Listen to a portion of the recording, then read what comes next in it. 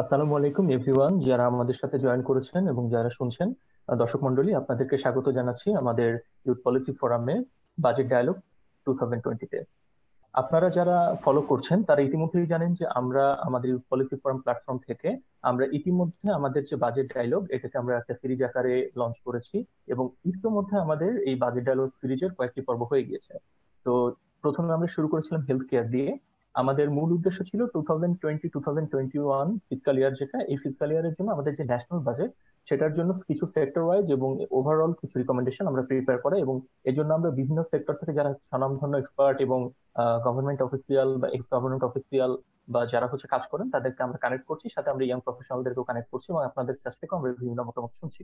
তো আজকে আমাদের যে পর্ব, আমরা হেলথ কেয়ার নিয়ে কাজ করেছি, এর আগে আমরা সোশ্যাল প্রোটেকশন নিয়ে সেশন করেছি, আমরা সেশন করেছি ইনফ্রাস্ট্রাকচার অ্যান্ড এনার্জি নিয়ে, এগ্রিকালচার অ্যান্ড ফুড সিকিউরিটি নিয়ে আমরা সেশন করেছি।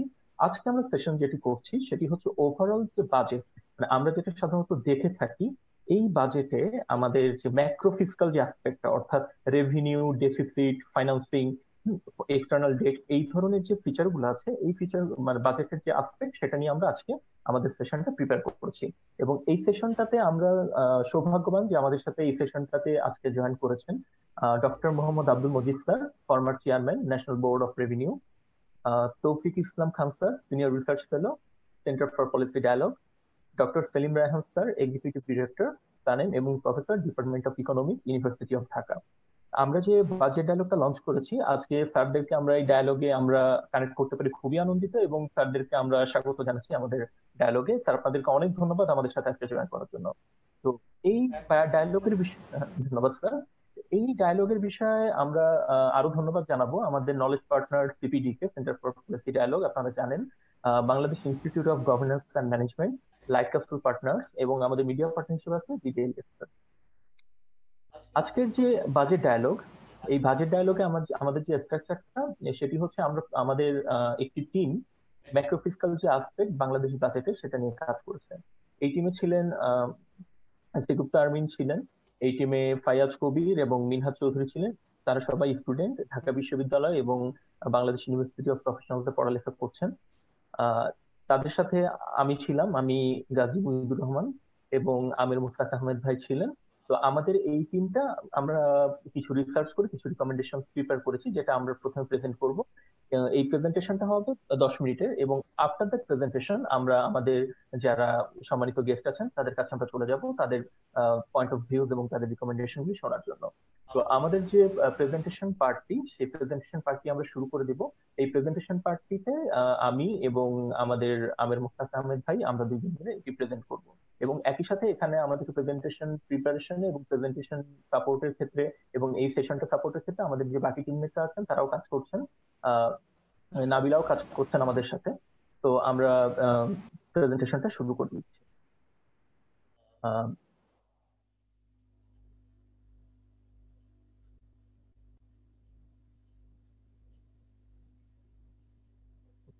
ধন্যবাদ। তো আপনারা দেখতে পাচ্ছেন আমাদের যে 2020 বাজেট ডায়ালগ, আজকে আমরা এই বাজেট ডায়ালগে আমাদের ম্যাক্রো ফিসকাল যে ম্যানেজমেন্ট সেটা নিয়ে আমরা কাজ করব। ম্যাক্রো ফিসকাল ম্যানেজমেন্টের ক্ষেত্রে আমরা যে আউটলাইনটা তৈরি করেছি সেটি হচ্ছে জিডিপি অ্যান্ড বাজেট নিয়ে প্রথমে আমরা কথা বলবো, তারপর আমরা রেভিনিউতে যাব, তারপর রেভিনিউ যে শর্টফল সেখান থেকে আমরা ডেফিসিট ফাইন্যান্সিংটা দেখব, এবং সেখান থেকে আমরা তারপর ইনভেস্টমেন্ট অপরচুনিটি, ফরেন রিজার্ভ এবং remittance, FDI, export and import, তারপর কোভিড-19 যে ইম্প্যাক্ট আমাদের বাজেটের উপর, যেটা আমাদের আজকে আলোচনার একটা বড় বিষয়, এবং ফাইনালি আমাদের টিমের পক্ষ থেকে আমরা যে রিকমেন্ডেশন গুলা প্রিপেয়ার করেছেন সেই রিকমেন্ডেশন গুলো আমরা প্রেজেন্ট করব। তারপরে আমরা আমাদের যারা সম্মানিত গেস্ট আছেন তাদের মতামত শুনবো। তো starting with the overall budget view, সেটা হচ্ছে আমাদের যে বাংলাদেশের যে বাজেট সেটা আমরা গত কয়েক বছর ধরে যে ট্রেন্ড দেখছি, তো সেই ট্রেন্ড অনুযায়ী আমরা দেখতে পাই যে বাংলাদেশের বাজেটটি 2019-2020 সালে 5.23 হয়েছে, যেটি হচ্ছে এর আগে আমাদের প্রায় 5 লক্ষ কোটি টাকার মতোই ছিল। তবে এক্ষেত্রে একটি বিষয় উল্লেখ্য যে আমরা আমাদের যে বাজেটগুলি তৈরি করা হয়, এই বাজেটগুলি সাধারণত এমন পরবর্তীতে রিভাইজ হয়, এবং তাতে আমরা দেখি যে বাজেট ঘোষণা করা হয় সেই বাজেট সাধারণত পুরোপুরিভাবে ইউটিলাইজ করা হয় না। তো এই রিভাইজ বাজেটের ব্যাপারে পরবর্তীতে আমরা বিস্তারিত শুনবো। তো আমরা যেটা দেখি সাধারণত বাজেট প্রিপেয়ার করা হয় 18 থেকে 18.3% গত 2-3 বছরের যে ট্রেন্ড, ফাইনালি যে রিভাইজ বাজেটটা আমরা পাই সেটি হচ্ছে সাধারণত 17%-এর চেয়ে একটু কম বা বেশি হয়। তো এটা হচ্ছে আমাদের ফাইন্ডিংস, এবং এটাও আমরা দেখছি যে গত কয়েক বছর জিডিপির সাথে সাথে শুধু বাজেট সাইজ বাড়েনি, বাজেট সাইজের সাথে বাজেটের যে পার্সেন্টেজ টু জিডিপি সেটাও বেড়ে গিয়েছে। এবং একই সাথে আমরা যেটা দেখছি যে আমাদের এই 2019-2020 ফিসকাল ইয়ার, যেটা হচ্ছে এই বছর শেষ হবে, এই মাসে শেষ হবে জুন মাসে, এই ফিসকাল ইয়ারের যে রিভাইজ বাজেট সেটা আমরা হয়তো পরবর্তীতে জানতে পারবো। এটি এখনো এই ফিসকাল ইয়ার যেহেতু শেষ হয়নি এখনো জানা যায়। তো বর্তমানে আমরা যেটা দেখছি যে কোভিড-19 যে সিচুয়েশন, তার আগে যে প্ল্যানটি ছিল সেটি ছিল 5.5 লক্ষ কোটি টাকার একটা প্ল্যান ছিল যে এরকম একটি বাজেট সাইজ হবে, বাট বর্তমানে এটিকে বর্তমান পরিস্থিতি বিবেচনায় 5.3 ট্রিলিয়ন অর্থাৎ 5,30,000 কোটি টাকার একটি অ্যামাউন্টে নিয়ে আসার সুযোগ বা একটা সম্ভাবনা তৈরি হয়েছে। তো এই বিষয়টা নিয়ে আমরা পরবর্তীতে শুনবো। তো আমরা যেটা দেখছি যে গত কয়েক বছর আমাদের জিডিপি গ্রোথ রেট খুবই ভালো ছিল, এটি আমরা গ্র্যাজুয়ালি আমরা উন্নতি করছিলাম। তবে এই বছর যেটা বলা হচ্ছে যে আমাদের যে জিডিপি গ্রোথ রেট প্রজেক্টেড ছিল 8.2%, সেটি আসলে আমরা হয়তো অর্জন করতে পারবো না, সেটি হয়তো বা কমে 6%-এর কাছাকাছি আসবে। এবং আমরা যেটি দেখছি যে গত কয়েক বছরে আমরা ইনফ্লেশনটা কিছুটা ম্যানেজ করতে পারছি, এই বিষয়ে আমরা পরবর্তীতে আমরা বিস্তারিত ভাবে আলোচনা করব। তো আমাদের যে রেভিনিউটা হচ্ছে আমাদের বাজেটের একটা বড় পার্ট। তো আমরা যেটা দেখছি যে গত কয়েক বছরে আমাদের রেভিনিউ যে টার্গেট ছিল সেটা আমরা 93 বা 90% আশেপাশে আমরা সাধারণত আহ, অর্জন করতে পেরেছি। তো এই বছর আমাদের টার্গেট ছিল 3.82 ট্রিলিয়ন অর্থাৎ 3,82,82,হাজার কোটি টাকার রেভিনিউ টার্গেট ছিল বর্তমান অর্থ বছরে। তবে আমরা যেটি দেখছি যে এই অর্থ বছরে যে রেভিনিউ টার্গেট ছিল সেই টার্গেটটি আসলে পুরোপুরি ভাবে মিট করা সম্ভব হবে না। আহ, বরং অনেকে আশঙ্কা করছেন যে কোভিড-19 সিচুয়েশনের জন্য এই যে টার্গেট সেটি থেকেও প্রায় 1 লক্ষ কোটি টাকার মতো রেভিনিউ শর্টফল হতে পারে। এবং এছাড়াও আমরা গত কয়েক মাসে এই অনেক বেশি গভর্নমেন্ট বোরিং দেখেছি ডোমেস্টিক যে বোরিং সোর্স গুলো থেকে, ব্যাংকিং সেক্টর থেকে। সে বিষয়ে আমরা পরবর্তীতে আলোচনা করব। জিডিপির পার্সেন্টেজ হিসেবে যদি আমরা রেভিনিউকে দেখি, আমরা এভাবে বলতে পারি যে জিডিপির সাথে একটা হেলদি রেভিনিউ রেশিও আমাদের মেনটেন করা দরকার। তবে আমরা এখানে যেটা দেখছি যে আমাদের 13.24% এই বছরের টার্গেট ছিল GDP revenue to GDP ratio, আর জিডিপি 13.53% টার্গেট ছিল আগের অর্থ বছরে। তবে 12.63% অর্জিত হয়েছে। তো এটি হচ্ছে আমরা যেটা বলতে পারি যে আমাদের যে ইকোনমিক অ্যাক্টিভিটিস সেটার সাথে আমাদের রেভিনিউটা অনেকটা টাইড। রেভিনিউ ব্রেকডাউন যদি আমরা চিন্তা করি তাহলে আমরা দেখব যে ন্যাশনাল বোর্ড অফ রেভিনিউ যে ট্যাক্স রেভিনিউ সেটি আসলে মূলত রেভিনিউর সবচেয়ে বড় অংশটি কভার করে। তো এই বছর, এই অর্থ বছরে আমাদের রেভিনিউ যে টার্গেটটি সেটি ছিল, তার মধ্যে 3,25,000 কোটি টাকার বেশি রেভিনিউ হচ্ছে এনবিআর সোর্স থেকে, নন এনবিআর সোর্স থেকে 14,500 কোটি টাকার মতো, এবং নন ট্যাক্স রেভিনিউ আসছে 37,000 কোটি টাকার মতো। তো এটা হচ্ছে আমাদের এই বছরের চিত্র, এবং আগের বছরের চিত্রগুলোও যদি আমরা এখানে তুলে ধরি তাহলে আমরা দেখবো যে প্রত্যেকটা খাতে সাধারণত রেভিনিউর যে ট্রেন্ড সেটা প্রতি বছরই ঊর্ধ্বমুখী। তবে সেটি আশানুরূপ কিনা বা এখানে কি করা উচিত সেটা আমরা পরবর্তীতে জানতে পারবো। তবে এই বছর যেটা আমরা আবারও বলছি যে আমাদের national Board of revenue NBR এর একটা বড় ধরনের রোল প্লে করার সময় এসেছে, এই যে আমাদের কোভিড-19 যে সিচুয়েশন আমরা ফেস করছি এই সিচুয়েশনটিকে ট্যাকল করার জন্য। তো পরবর্তী স্লাইডে আমরা যদি দেখি সেখানে আমরা দেখব আমাদের revenue as a percentage of GDP, সেটা সাধারণত যেভাবে আমরা দেখি, তো এই পার্সেন্টেজ আসলে পরবর্তীতে রিভাইজড হয়। তো সেই রিভাইজ হলে আমরা আসলে সেভাবে জিনিসটাকে অ্যাডজাস্ট করে নিতে হয়। এবং আমাদের যে রেভিনিউ টার্গেট সেটা হচ্ছে এনবিআর রেভিনিউ টার্গেটটা আমরা জুলাই টু মার্চ, যেটা বিডিটি 2.21 ট্রিলিয়ন ছিল, সেটা আসলে 561.54 বিলিয়ন টাকা শর্টফল হয়েছে। তো এখান থেকে একটা প্রজেকশন করা হচ্ছে যে 1 থেকে 1.15 ট্রিলিয়ন বাংলাদেশি টাকা আমাদের রেভিনিউ ফল করতে পারে। এটা হচ্ছে আমাদের লস অফ জিডিপি গ্রোথের জন্য। তো ফাইনালি আমরা রেভিনিউর ক্ষেত্রে একটা বড় ধরনের চ্যালেঞ্জ ফেস করব, সেটা হচ্ছে এই যে বর্তমান অর্থনৈতিক সিচুয়েশন, যে অবস্থা, এই অবস্থাতে বিভিন্ন ব্যবসায় প্রতিষ্ঠান এবং ইন্ডিভিজুয়াল লেভেলও আমরা দেখবো যে একটা প্রেশার থাকবে সরকারের উপরে যে ট্যাক্সেশনটাকে আসলে কতটা রিল্যাক্স করা যায় বিজনেসটাকে রান করানো, বিজনেস গুলাকে বা রান করানোর জন্য এবং মানুষকে হচ্ছে মানুষের ক্রয় ক্ষমতা বৃদ্ধির জন্য। একই সাথে গভর্নমেন্টের একটা প্রেশার থাকবে যে কিভাবে মানুষের হাতে আরো টাকা দেওয়া যায় এবং গভর্নমেন্ট এক্সপেন্ডিচার বৃদ্ধি করা যায়, যেটা সাধারণত আমরা কেনজিয়ান ইকোনমিক্স এর পার্সপেক্টিভ থেকে দেখছি যে গভর্নমেন্ট এক্সপেন্ডিচার বৃদ্ধি করলে জিডিপি এবং অর্থনৈতিক কর্মকাণ্ড বৃদ্ধি পায়, এরকম একটা হাইপোথিসিস রয়েছে। সেটা ব্যাপারে আমরা পরবর্তীতে আমাদের প্যানেলিস্টের কাছে আমরা জানতে পারবো। তো এখান থেকে আমরা যদি আমাদের পরবর্তী স্লাইডে চলে যাই, সেটা হচ্ছে বাজেট ট্যাক্স রেভিনিউ, এবং এখান থেকে আমরা ডেফিসিট নিয়ে আলোচনা করব। এবং এই পর্যায়ে আমি এই আলোচনাটা কন্টিনিউ করার জন্য অনুরোধ করবো আমাদের আমির মুত্তাক আহমেদ ভাইকে, যিনি আমাদের ওয়াইপিএফ এর একজন ফাউন্ডিং এবং প্রতিষ্ঠাতা। তো ভাই যদি প্লিজ এখান থেকে টেক ওভার করেন।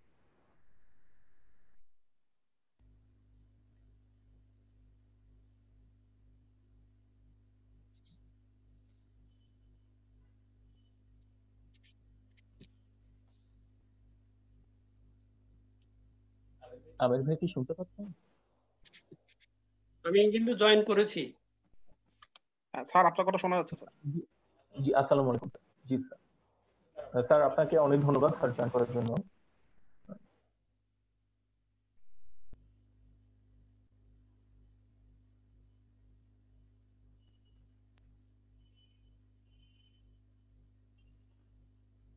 জি আমির ভাই। জি আচ্ছা, এখন আমার পার্টটা নাকি? জি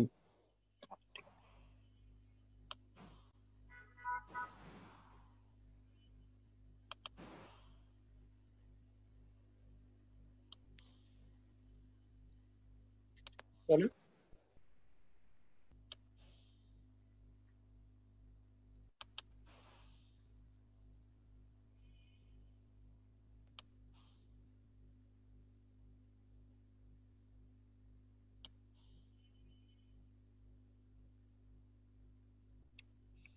আচ্ছা, আমি শুরু করছি তাহলে। আচ্ছা, কাজী ভাইকে ধন্যবাদ এখন ফোর দেওয়ার জন্য। আমাদের বাজেটে এখন সবচেয়ে বড় একটা চ্যালেঞ্জ যেটা হচ্ছে যে ট্যাক্স রেভিনিউ, এক্সপেন্ডিচার এবং ডেফিসিট, এই তিনটার মাঝে একটি সম্পর্ক স্থাপন করা আর কি। এই যে সময়টা পার হচ্ছে আমাদের, সেটা এক্সট্রাঅর্ডিনারি টাইম। এখানে হয়তো অনেক কিছুই আমরা এতদিন যেভাবে চলে এসেছি সেভাবে হয়তো চলবে না, অনেক কিছু এখানে পাল্টাবে আর কি। যেমন আমরা যদি ডেফিসিটের দিকে নজর দিই, আমাদের বাজেটে ইউজুয়ালি মানে ট্রাই করা হয় যে টোটাল জিডিপির 5%-এর মধ্যে ডেফিসিটটা রাখার জন্য আর কি, যেটা এই 2019-20 এরকমই করা হয়েছিল। তার মাঝে রাখার চেষ্টা করা হয়েছিল আর কি। এবার সম্ভবত সেটা পসিবল হবে না, সম্ভবত আরো বেশি যেতে হবে। কারণ অলরেডি এই বছরে, এই ফাইন্যান্সিয়াল ইয়ারে যে ডেফিসিট হয়েছে, যে ডেফিসিটের পরিমাণ ছিল এবং ধরা হচ্ছে যে আরো 1 লক্ষ কোটি টাকার মতো শর্টেজ পড়তে পারে রেভিনিউতে, যেটা অলরেডি আমার আগে গাজী ভাই বলে গিয়েছেন আর কি। তো আর সামনে যে আরো বড় ক্রাইসিস আসছে, সেখানে হয়তোবা রেভিনিউ আনাটা অনেক টাফ হয়ে যাবে আর কি সরকারের জন্য, এবং হয়তোবা প্রয়োজন হবে যে ব্যবসায়িক ব্যবসায়িক সংগঠনগুলোকে কিছু ট্যাক্স বেনিফিট দেওয়ার জন্য, এবং একই সাথে জনগণকে হয়তোবা কিছু ট্যাক্স থেকে মুকুব দেওয়ার চেষ্টা করা হতে পারে আর কি। এর মাঝে ডেফিসিটের পরিমাণটা আসলে হয়তোবা জিডিপি 5%-এর মধ্যে রাখা যাবে না, অথবা বাড়াতে হতে পারে। আচ্ছা, তারপরের স্লাইডে আমরা একটু যাই তাহলে।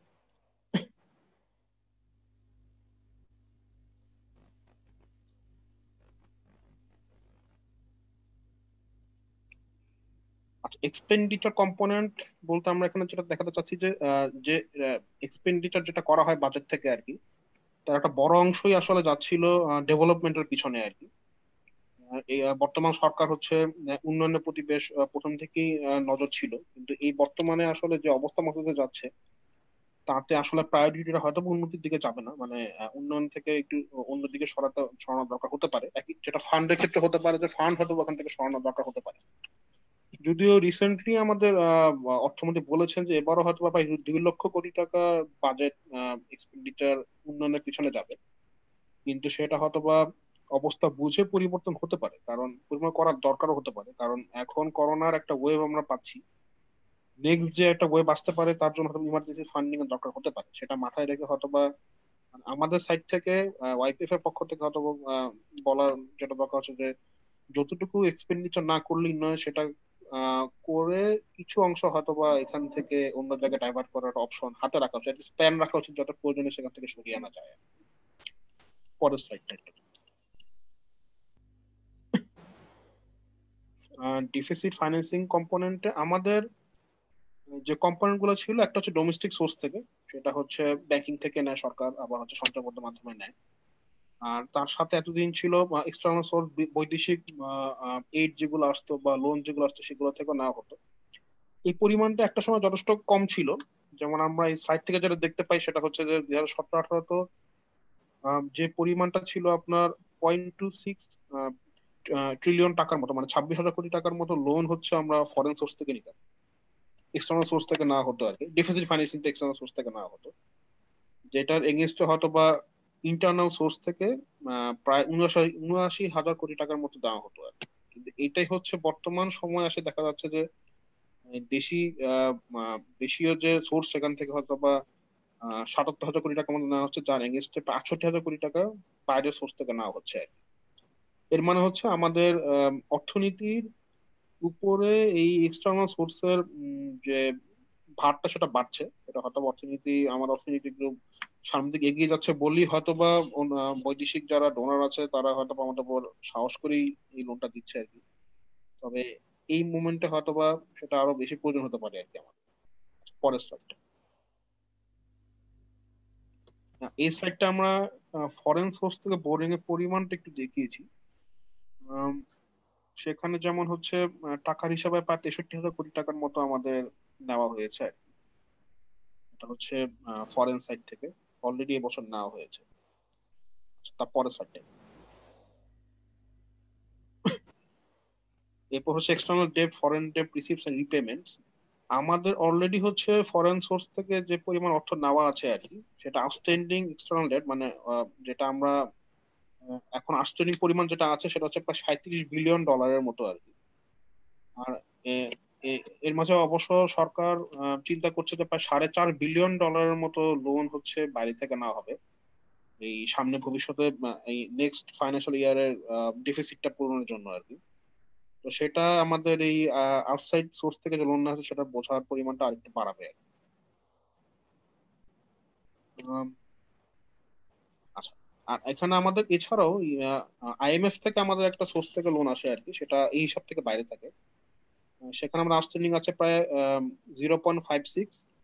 এখানে যে ইনস্ট্রুমেন্টটা দেওয়া আছে এসডিআর, এটা কয়েকটি মুদ্রার মিশ্রণে একটা বাস্কেট থেকে করা হয় আর কি। এটা হচ্ছে এক এসডিআর এর এগেইনস্টে প্রায় $1.38 হয় আর কি। সেই হিসাবে আমরা প্রায় 770 মিলিয়ন ডলারের মতো হয়তো আইএমএফ সাথে আমাদের এখন প্রিন্সিপাল লাইবিলিটি আছে।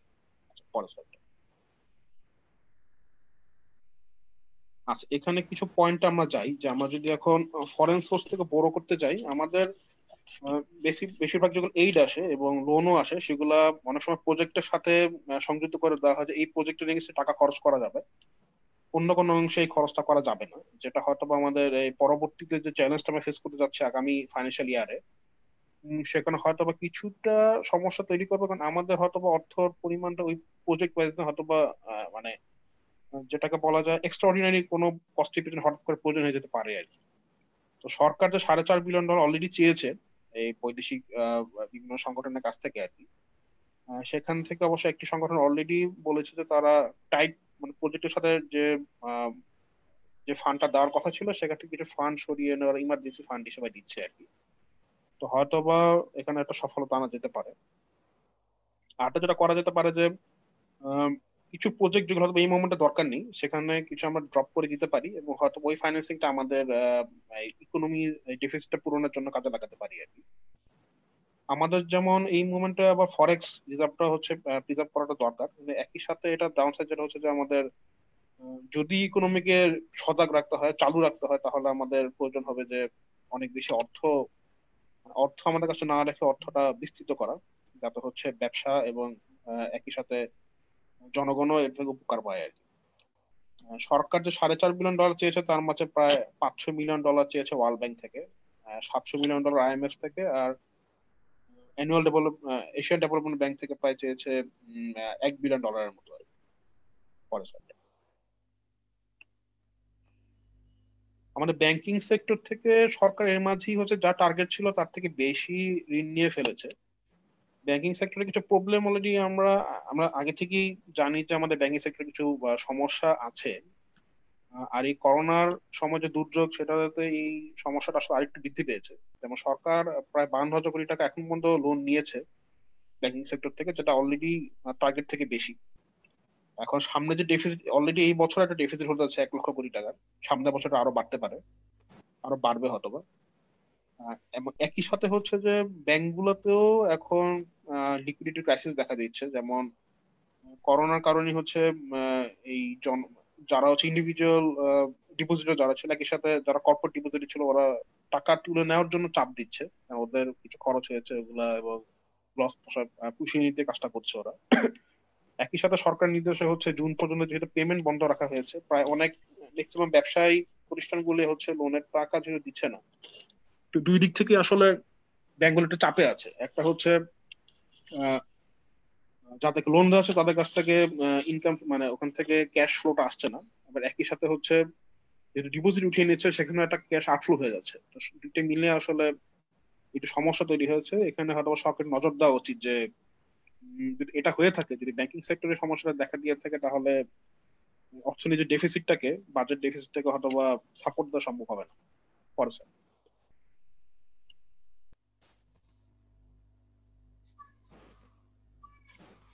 ব্যাংকিং সেক্টরের কিছু জিনিস আমি অলরেডি বললাম, যে ব্যাংকিং সেক্টর এই স্লো লোন রিকভারি একটা সমস্যা দেখা দিয়েছে। আবার একই সাথে হচ্ছে স্টিমুলাস, আচ্ছা, ব্যাংকিং সেক্টর লিকুইডিটির উপরই আসলে ভরসা করে হচ্ছে প্যাকেজ গুলো দেওয়া হচ্ছে স্টিমুলাস। কিন্তু সেভাবে হচ্ছে ব্যাংকগুলোর উপর চাপিয়ে দেওয়া হলো, ব্যাংকগুলো কিন্তু ওভাবে আহ, মানে আগ্রহ দেখাচ্ছে না লোন দেওয়ার জন্য আর কি। তো এখানে আসলে একটা মিসম্যাচ রয়ে গেছে, কোঅর্ডিনেশন অভাব আছে এখানে। আর একটা যেটা হচ্ছে যেগুলো আসলে ফান্ড দরকার তাদেরকে ব্যাংক আসলে ফান্ড দিতে চাচ্ছে না, বরং ব্যাংক আসলে যারা সেফ ক্লায়েন্ট তাদেরকে দিতে চাচ্ছে। তো এখানে আসলে একটা ক্লিয়ার কোঅর্ডিনেশনের অভাব আছে, সরকার যা চাচ্ছে এবং ব্যাংকগুলো যা চাচ্ছে তার মাঝে। এখানে হয়তো বা একটা কোঅর্ডিনেশন করে আম, একটা এগ্রিমেন্টে পৌঁছে কাজটা করতে হবে, না হলে হয়তো সাপোর্ট দেওয়া সম্ভব হবে না। আম, আচ্ছা, পরের স্লাইডে চলে যাই। Public sector investment, private sector investment আমাদের হয়তো বা ইনভেস্টমেন্টের পরিমাণ যথেষ্ট কম হবে। সবসময় চেষ্টা করা হয় যে জিডিপির একটা পার্সেন্টেজ, প্রায় 24% যেমন এবছর অলরেডি ছিল, তবে আমরা ধরে নিতে পারি হয়তো বা আগামী বছর এটা কম হতে পারে। তবে বাজেটে আসলে এমন ভাবে স্টেপ নেওয়া উচিত যাতে হচ্ছে প্রাইভেট সেক্টর ইনভেস্টমেন্টটা বৃদ্ধি পায়, যাতে হচ্ছে আমাদের অর্থনীতিকে আবার সজাগ করা যায় আর কি। আচ্ছা, তারপরে ফরেন রিজার্ভ রেমিটেন্স, আমাদের ফরেন রিজার্ভ যে পরিমাণ এই মুহূর্তে $32 বিলিয়ন মতো আছে এপ্রিল পর্যন্ত। রেমিটেন্স ফ্লোটা আমাদের এবছর খারাপ ছিল না, এটা যথেষ্ট ভালো ছিল, প্রায় $40.86 বিলিয়ন। গত বছর থেকে এখনো একটু কম আছে, অথবা 2 মাস আগে কিছু আসবে, অথবা গত বছর সমান হবে না, কিন্তু খুব একটা খারাপও নয়। তবে আগামী বছর হয়তো এটা একটু বড় একটা ধাক্কা খাবে সামনে ফাইন্যান্সিয়াল ইয়ারে, কারণ যেহেতু বাইরে অনেক জব লস হচ্ছে, এবং মিডল ইস্টেও যেখান থেকে আমাদের সবচেয়ে বেশি পরিমাণ রেমিটেন্স আসে, সেখানে হচ্ছে তেলের দাম কমে যাওয়ার কারণে এবং এই করোনার বিপর্যয়ের কারণে হচ্ছে ইকোনমি ধাক্কা খেয়েছে বেশ মিডল ইস্টের কান্ট্রি গুলো। তো সেখান থেকে অথবা বেশ ভালো একটা রেমিটেন্সের পরিমাণ কমে আসতে পারে আমার। এই ক্ষেত্রে হয়তো আমার নেট ফরেন ডিরেক্ট ইনভেস্টমেন্টের পরিমাণ, নেট যেটা মানে ইনভেস্টমেন্ট চলে যাওয়া এবং আসার পরে যেটা থাকে আর কি, এটা আসলে বাড়ানোর জন্য সুযোগ দিতে হবে। এর মধ্যে আপনি হয়তো জানেন যে কিছু জাপানি কোম্পানি বাংলাদেশে ঢুকতে যাচ্ছে, চায়না থেকে অনেক কোম্পানি বের হয়ে যেতে যাচ্ছে আর কি। সরকারের আসলে উচিত এগুলোকে, এই ইনভেস্টমেন্ট গুলো যেন দেশে আনা যায়, তাহলে এখানে কিছু সাপোর্ট পাবে আমাদের ইকোনমি।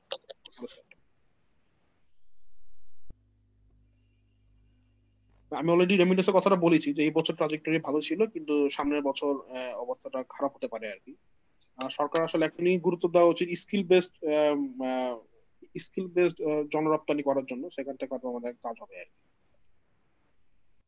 আর এটা নিয়ে বলেছি যে চায়না থেকে অনেক কোম্পানি সরে আসতে চাচ্ছে এই রিজিয়নে, সেগুলোকে আসলে আমাদের ট্যাক্স, ডিউটি, ইনসেন্টিভ, বিভিন্ন ধরনের সরকারি সাহায্য দিয়ে এগুলোকে এনকারেজ করে বাংলাদেশে প্রবেশ করাতে হবে। পরের slide। আমার এক্সপোর্ট ইম্পোর্টের এখানে একটা চিত্র দেওয়া আছে আমাদের। গত অর্থ বছর হচ্ছে প্রায় 4.39 বা 4,39,000 কোটি টাকার মতো ইম্পোর্ট করা হয়েছে, যার মেজর কম্পোনেন্ট গুলোর মধ্যে যেমন ফুয়েল ছিল, কটন ছিল, নিউক্লিয়ার রিয়েক্টরের পার্টস গুলো ছিল আর কি। তো এর মাঝে আমরা জানি যে বিশ্বজুড়ে হচ্ছে অয়েলের প্রাইস বেশ ফল করেছে। এখান থেকে অলরেডি আমরা আমাদের দেশ এখানে কিছু উপকার পেয়েছে, এখানে কিছু খরচ কমেছে আমাদের। এটাকে আরো সুযোগ নিতে হবে, হয়তো এখানে কিছু খরচ আমরা বাঁচিয়ে এটা আমরা ডেফিসিটে ইউজ করতে পারবো। আচ্ছা, পরের স্লাইডটা চলে যাবে। তো এখানে কিছু ইফেক্ট দেওয়া কথা বলেছি আর কি আমরা, যে করোনা যে ইফেক্ট গুলো পড়েছে আমাদের উপর, direct, indirect, long term effects. Direct effects এর মধ্যে সবথেকে বেশি সমস্যা যেটা হচ্ছে যে আমাদের প্রোডাকশন কমে গিয়েছে যথেষ্ট এই গত 2 মাসে। এটা আন্তর্জাতিক ভাবে কমেছে, আমাদের ডোমেস্টিক ফ্রন্টে কমেছে। একই সাথে হচ্ছে আহ, যেহেতু এটা হয়েছে, আমাদের কনজাম্পশন যথেষ্ট কমে গিয়েছে, এবং জনগণ এসেনশিয়াল প্রোডাক্ট ছাড়া আসলে কোনো জায়গায় ওভাবে টাকা খরচ করতে চাচ্ছে না এই মোমেন্টে। তো আর এগুলোর ফলাফল যেটা হচ্ছে যে অনেক স্মল এবং মিডিয়াম বিজনেস অলরেডি বন্ধ হয়ে গেছে বিভিন্ন জায়গায়। কিছু বড় বিজনেস গুলো আসলে বিপদে পড়েছে, ওরা হয়তো বা বেঁচে যাবে এই ইয়াটা, কিন্তু এই ধাক্কাটা আসলে স্মল মিডিয়াম বিজনেস এর জন্য হজম করাটা একটা কষ্ট হয়ে দাঁড়াবে। আর যেটা হচ্ছে ইনডিরেক্ট ইনডিরেক্ট ইফেক্ট, যেটা হচ্ছে যে বিজনেস গুলো আসলে স্পেন্ডিং কমিয়ে আনবে আগামী বছর, কারণ এখন একটা ফায়ার ফাইটিং এর সময় আর কি। এখন আসলে যেহেতু বিপর্যয়ের মুখোমুখি হয়েছি আমরা, এখানে আসলে ইনভেস্টমেন্ট করে চিন্তা না করে ব্যবসা বাঁচানোর জন্য বেশি চেষ্টা করবে। আর এখানে আসলে ব্যাংকগুলো কিছু ক্ষতিগ্রস্ত হবে, ব্যাংকিং সেক্টর, কারণ হচ্ছে কনজিউমার হয়তো বা লোনের অ্যাপেটাইট কমে যাবে, হয়তো বা লোন না নিয়ে যা আছে তা নিয়ে চলার চেষ্টা করবে। ইনভেস্টমেন্টের জন্য লোন কমে যাবে, কনজিউমারের জন্য যে লোন প্রোডাক্ট গুলো আছে সেগুলো হয়তো বা ডিমান্ড কমে যাবে। লং টার্ম ইফেক্ট যেটা হচ্ছে যে যদি মেসিভ পরিমাণে আমাদের জব কাট হয়, যেটা সরকার চেষ্টা করছে যেন এটা না হয় সেটার জন্য, যদি হয় তাহলে আসলে এই বসে থাকা যে জনগণ, ওরা মানে স্কিল কিছুটা ক্ষতিগ্রস্ত হবে। আর একই সাথে হয়তো বা লম্বা টাইমে যদি চলে, অনেক বিজনেস হয়তো বা ব্যাংক্রাপ্ট হয়ে যেতে পারে আর কি। এগুলো কি ইফেক্ট আছে করোনা। পরের সাইডটা,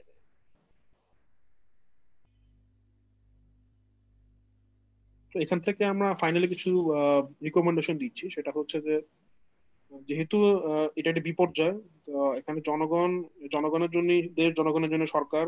তো আমরা এখানে হয়তোবা জনগণের কিছুটা আহ, স্বস্তি দেওয়ার জন্য ট্যাক্স সিলিংটাকে বাড়ানো যায়।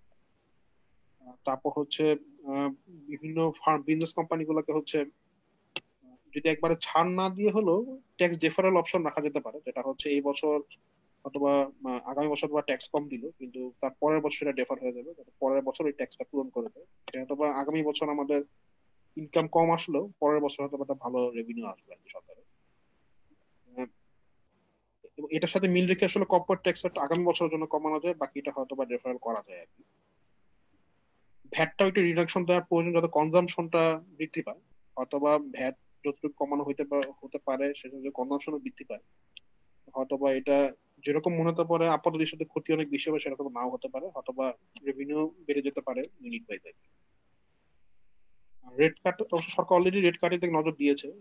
আপনারা জানেন যে প্রায় 9% এটি এখন বড় করতে পারে, সেটা একটা ব্যবস্থা করছে আর কি। আর public debt both foreign and foreign domestic foreign source থেকে আসলে না নিয়ে উপায় থাকবে না, যেহেতু ফিজিক্যাল ডিফিসিটটা পারবে, এটা বোঝা যাচ্ছে এখনই। তো একই সাথে হচ্ছে লেন্ডিং রিকোয়ারমেন্ট রিল্যাক্স করা যেতে পারে, যেটার জন্য হয়তো ইনভেস্টমেন্টের উপরে গুরুত্বটা দিবে কোম্পানিগুলো। এছাড়া সরকার অবশ্য চাইলে সভারেন বন্ডের দিকে নজর দিতে পারে। সরকার গত কয়েক বছর ধরে চেষ্টা করছে কিছু সভারেন বন্ড মার্কেটে ছাড়ার জন্য আর কি। এটা তার একটু গুরুত্ব দিয়ে হয়তো বা ছাড়ার ব্যবস্থা করা যেতে পারে। Next slide.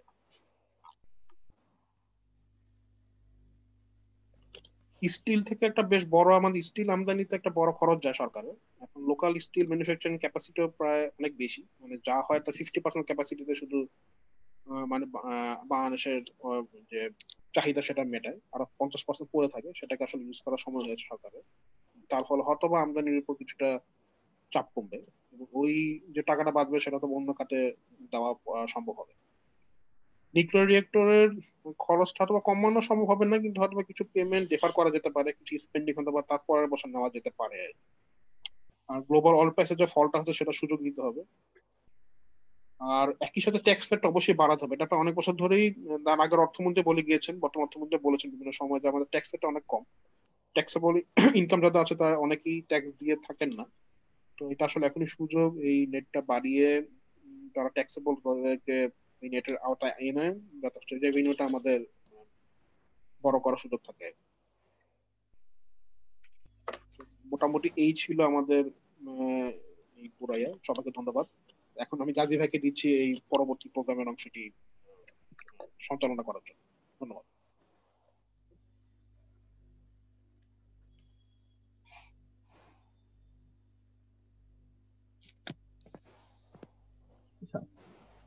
ধন্যবাদ আমের ভাই, আপনাকে অসাধারণ ভাবে প্রেজেন্টেশনটা করার জন্য এবং ম্যাক্সিমাম পয়েন্টগুলো ক্লিয়ার করে দেওয়ার জন্য, এবং স্যারদেরকে অসংখ্য ধন্যবাদ যে স্যাররা এতক্ষণ শুনলেন প্রেজেন্টেশনটা এবং স্যাররা ডেফিনেটলি নোট ডাউন করেছেন যে আমরা আসলে কি কি পয়েন্ট প্রেজেন্ট করেছি। তো এই পর্যায়ে আমরা আসলে ইয়েতে চলে যাব,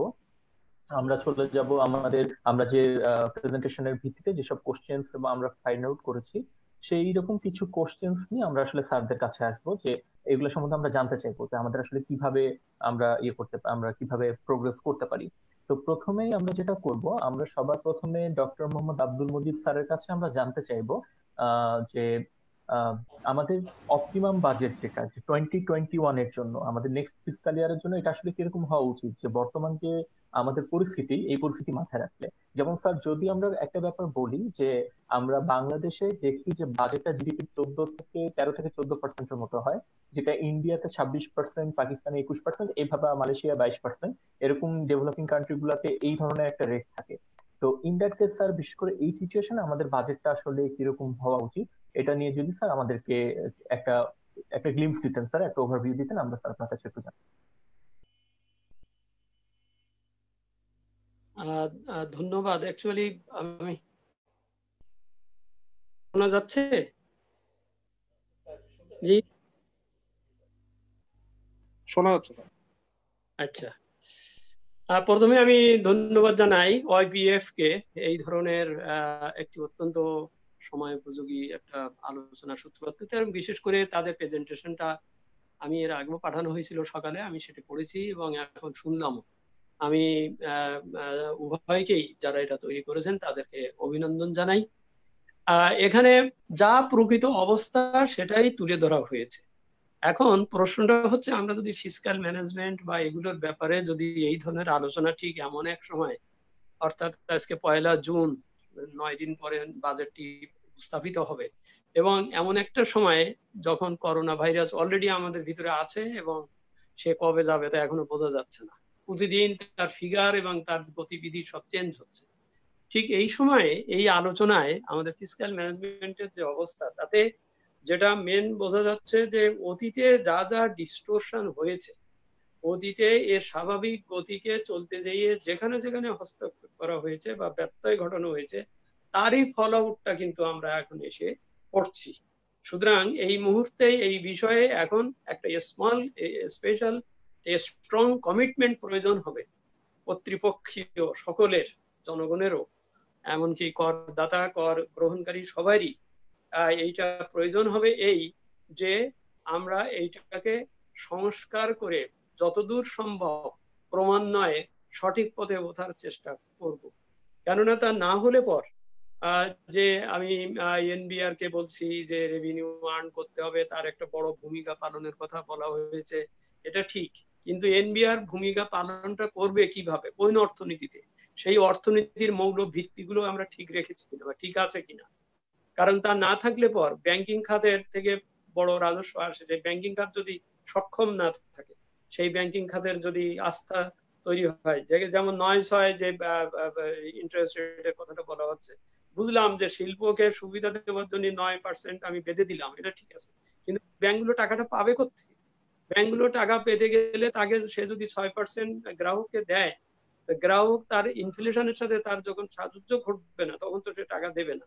তো তখন কি হবে? আমি এসএলআর বা এইগুলোকে আরো করে দিয়ে তাকে আরো বেশি করলাম, আমার মৌল ভিত্তিগুলোকে সব নষ্ট করে, ফর্মালিটিস গুলো সব নষ্ট করে, প্লাস এই যে বাইরের থেকে যে লোন গুলো নেওয়া হবে, বিশেষ করে বাজেট সাপোর্টের নামে যে অর্থগুলো আনা হবে, সেগুলো আর তার সুদের হার এবং তার শোধ করার যে ব্যাপারটা, সেটার সাথে এখানে যেমন বলা হয়েছে যে আমাদের ফরেন বড়োইং গত কয়েক বছরে বেড়েছে, এই বড়োইং গুলোও কি, এগুলো তো জাস্ট বাইলেটারাল, বড় বড় ইন্ডিয়া, রাশিয়া এবং চায়না, এই জায়গার থেকেই আসছে, এবং সেগুলো আসছে খুব বড় মেগা প্রকল্পের নামে বা বিষয়।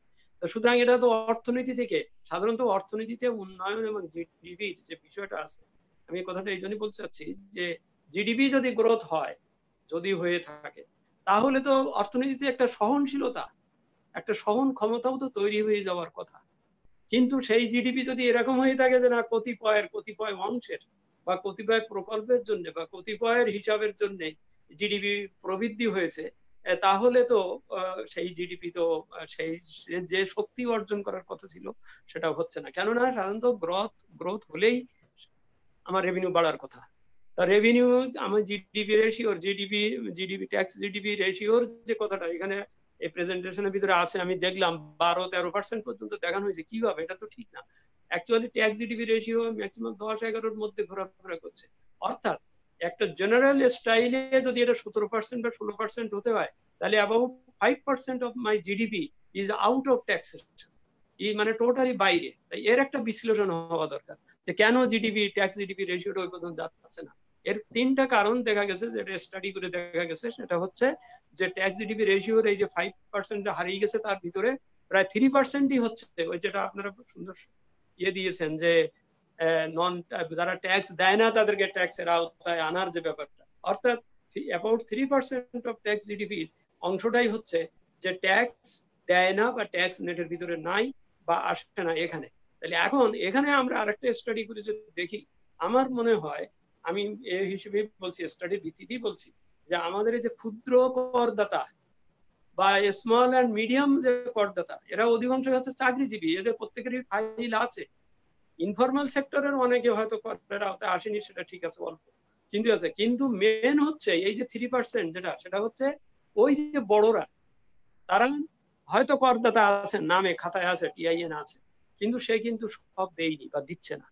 এবং আরেকটা হচ্ছে কি, যে বড়রা একটা কর ফাইলে যদি ফাঁকি দেয় বা এড়িয়ে যেতে পারে, তাতে যে টাকা আসে তাতে আমার প্রায় 38,000 ছোট ছোট করদাতার কাছ থেকে সারা বছর তার পিছনে চিঠি লিখে এবং দৌড়দৌড়ি করেও আমি সেই টাকা উদ্ধার করতে পারবো না, হবে না। তা সুতরাং ওই যে আপনাদের ওই সাজেশনটাই অত্যন্ত, যে করের আওতায় আসার ব্যাপারটা, এটা এই মানে এই না যে নতুন করদাতা খুঁজে বের করতে হবে। করদাতা আপনার দেশেই আছে, ঘোরাফেরাও করে, কিন্তু তার কাছ থেকে আপনি যথাযথ নিচ্ছেন না। সেই জন্যই এই করোনার কালে এনবিআর এর যে ভূমিকাটা আছে, সেটা হচ্ছে আমি মনে করি যে এই প্রকৃত করদাতা এবং সে ঠিক মতন করটা দিচ্ছে কিনা, এর জন্য ফাইল টু ফাইল ধরে স্টাডি করে তা দেখা দরকার, বের করা দরকার। আমরা মিডিয়াতে তো অনেক নিউজ দেখতে পাচ্ছি যে দেখা যাচ্ছে অমুকের কাছে 209 কোটি টাকা 109 কোটি টাকার এফডিআর জমেছে। হাউ তাহলে তার ফাইলটা কি, সেটা তো দেখা দরকার। তো সুতরাং এই বিষয়টা এই স্ট্রিম লাইনে না আনতে পারলে, তবে যেটা বলছিলাম, ট্যাক্স জিডিপি রেশিও 3% হচ্ছে, কিন্তু ওই নেটের ভিতরে আনা হয়নি বা যারা আছে তারা দিচ্ছে না এইভাবে। আর অ্যানাদার 2% হচ্ছে স্বয়ং গভর্নমেন্ট নিজেই এটা আউট করে দিচ্ছে। সেটা হচ্ছে এই যে সে বড় বড় প্রকল্পে বড় বড় ইয়েতে নিজে দিতে হবে এই কথা মনে করে সে ওই ট্যাক্স, এই কি বলে সিডি ভ্যাট ইত্যাদি সে মাফ করে দিচ্ছে। মাফ করে দিয়ে কি বলছে যে আমাকে ওই টাকাটা দিতে হবে না। এই টাকাটা দিতে হবে না, জিডিপি কি এটা দিতে হতো, কিন্তু এটা তো পুরো হিসাবায়ন, পুরো স্বচ্ছতা এবং পুরো বিষয়টাকে ডিস্টোর্ট করছে। তাকে ওই ট্যাক্স জিডিপি ট্যাক্স ওটা দিতে হবে ওইরকম ভাবে মাপ দেখালে, তাহলে ওর কস্টিং এ ভালো দেখাবে না, সে অন্য জায়গায় বলবে যে আমার খরচ এত কম বা ইত্যাদি ইত্যাদি। অথচ আমি বলবো জিডিপিতে এটা যুক্ত হয়েছে, এটা জিডিপিতে অবদান রেখেছে, কিন্তু আমি আসলে ট্যাক্সটা নেইনি বা পাইনি। ট্যাক্স নিজের পকেটে হলেও দিতে হবে, দিয়ে তারপরে, কারণ এই যে নিজের থেকে দেওয়ার অবসরে অনেকে এই 35 টাকা জিনিসকে 45,000 টাকা দেখিয়ে এটাকে জাস্ট অন্যদিকে নিয়ে যাওয়া, because there is no tax, there is no VAT, এবং এই জন্যই আর কি। তো সেই জন্যই এইখানে ডিসিপ্লিনটা এবং এই 2% ভিতরে এই ট্যাক্স ভ্যাট মাফ করার ব্যাপারটাও যেমন, গয়রভাবে মাফ করার ব্যাপারটা যেমন, আরেকটা হচ্ছে যে সরকারেরই নিজস্ব সংস্থা অর্থাৎ এসওই গুলো, তারা সরকারের কাছ থেকে, জনগণের কাছ থেকে ঠিকই ট্যাক্স আদায় করেছে, কিন্তু সে এনবিআর কে দিচ্ছে না। এবং এই ধরনের না দিয়ে দিয়ে এবং সরকারেরও যে এসএল এর মাধ্যমে এসওই কে যে টাকা দেওয়া হয়েছে, সেই তার লভ্যাংশ বা তার ওই যে এগুলো সরকারকে দেওয়ার কথা সে তারা দেয়নি। না দিয়ে ইদানিং কালে লক্ষ্য করা গেছে যে তাদের নিজস্ব এফডিআর এ তারা এই টাকাগুলো সব রেখে দিয়েছে, এনভারের পাওনা টাকা প্লাস সরকারেরও পাওনা টাকা। এখন কি করা হচ্ছে, সাম্প্রতিক কালে একটা আইন করা হয়েছে যে ওই টাকাগুলো ওনারা সরাসরি বাংলাদেশ ব্যাংকে নিয়ে যাবেন।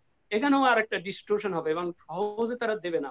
ফাইন্যান্স ডিভিশন এই যে তালিকা করতে যে এখন বুঝতে পারছে, কারণ প্রত্যেকের নিজস্ব আইন আছে, তারা বলবে কেন আপনাকে দেবো কেন, ইত্যাদি ইত্যাদি অনেক ধরনের বিষয় থাকে। তো সুতরাং আমি মনে করি এই যে ট্যাক্স জিডিপির যে 5% হাওয়া হয়ে যাচ্ছে বা পাওয়া যাচ্ছে না, নেওয়া হচ্ছে না, দেওয়া যাচ্ছে না, এখানেই একটা সরকারের খুব বড় ধরনের একটা কমিটমেন্ট লাগবে এবং সিরিয়াসলি বিষয় হবে। কারণ ওইটাই আমাকে ওই যে আমি ইনসেন্টিভ যেটা দেবো বা স্টিমুলাস প্যাকেজ যেটা দেবো, সেখানে আমার এটার একটা প্রয়োগের যথেষ্ট সুযোগ আছে।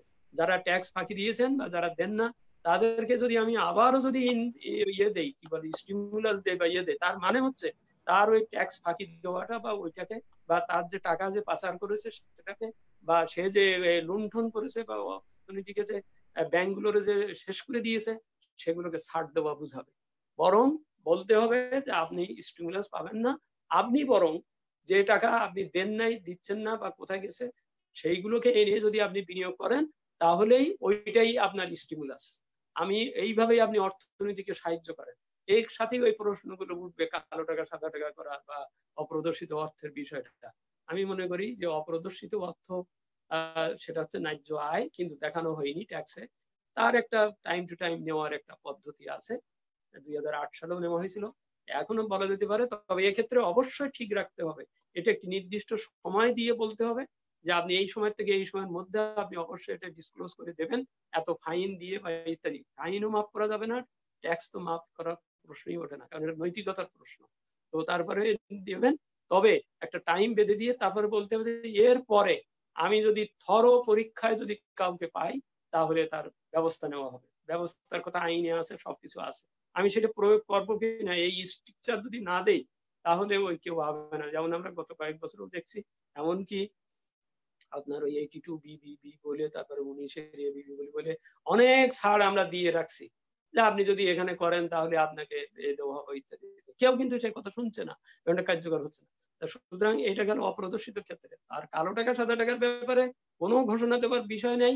বিষয়টা হচ্ছে একটাই, যে যদি এই যারা ইয়ে টাকা মানে লুণ্ঠিত টাকা বা এই টাকা তারা নিজেরাই এসে যদি এই যে কয়েকটা খাত বলে দেওয়া যেতে পারে যে কি বলে শ্রম ঘন বা কর্মসূচি ভিত্তিক বা কর্ম হবে বা স্কিল ম্যান পাওয়ার তৈরির ক্ষেত্রে বা আমাদের এগ্রিকালচারকে আরো সুঠামো করার ক্ষেত্রে বা আমাদের আইটি খাতকে আরো বেশি ভবিষ্যতের জন্য ঠিক করার ক্ষেত্রে যদি কেউ বিনিয়োগ করে এই নিয়ে দেখাতে পারে, তখন হয়তো সরকার তাকে ট্যাক্স মাফ করা যাবে না বা কোনো কিছু মাফ করা যাবে না, শুধু এইটা বলা যেতে পারে যে ঠিক আছে আপনাকে আমি প্রশ্ন করলাম না।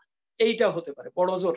কারণ এটা এই নয় যে তারা টাকা এ করে যাবেন, করের আওতায় আসবেন না, কর দেবেন না এবং কর না দিয়ে তারা মনে করবেন যে আমাদেরকে সময় সময় সুযোগ দেওয়ার ব্যবস্থা থাকতে পারে। তো সুতরাং এই ডিসিপ্লিন গুলো এইটা করবার আসলে কিন্তু অন্যান্য সময় উন্নয়নের নামে বা অন্যান্য কারণে বা নানান ভাবে, যেমন আপনারা নিজেরাও যে প্রেজেন্টেশনে দিলেন সেখানেও খুব এক ধরনের একটা নরম সুরে বলছেন সরকার যদি এটা করেন, ওইটা যদি হয়, এইটা না হলে হয়। এই কথাগুলো হয়তো এতদিন বলা ঠিক ছিল বা যেত, একভাবে ম্যানেজমেন্টের ব্যবস্থায় চলছিল। কিন্তু এখন কিন্তু আর এই করোনা ভাইরাস বর্তমানে এবং এর সামনের যে অভিঘাত যেটা হবে অর্থনীতিতে, আমার অর্থনীতিতে নয় সারা বিশ্বের অর্থনীতিতে, সেইটা মোকাবেলায় কিন্তু আর বোধহয় ওই নরম ভাবে বা একটু সাজেশন দিয়ে বা কোনো রকমে বলে বোধহয় আমার মনে হয় উদ্ধার করা যাবে না। সুতরাং this is the time to take a vow যে আমি এই ফিসক্যাল ম্যানেজমেন্ট বা ম্যাক্রো ইকোনমিক ম্যানেজমেন্টের ক্ষেত্রে আমি আসলে যথা পথে ওঠার চেষ্টায় থাকবো কিনা, থাকতে হবে। তা না হলে এটা ইয়ে হবে না। যেমন ফরেন ইনভেস্টমেন্টের কথা বলা হয়েছে, চায়নার থেকে যে জাপানিরা যা উঠে আসতেছে, হ্যাঁ তারা ওই ইনভেস্ট অন্য জায়গায় করবে খুলবে, কিন্তু বাংলাদেশ কি প্রস্তুত? ভারত তো তার 2-3টা রাজ্যকে একবার আলাদা করে স্পেশাল করে বলে রেখেছে যে আপনারা এখানে আসেন ইত্যাদিতে। ইন্দোনেশিয়া তো বলেই দিয়েছে যে আপনি 2 বিলিয়নের বেশি বা এত আনলে আপনারা এই সব মাফ করে দেবো।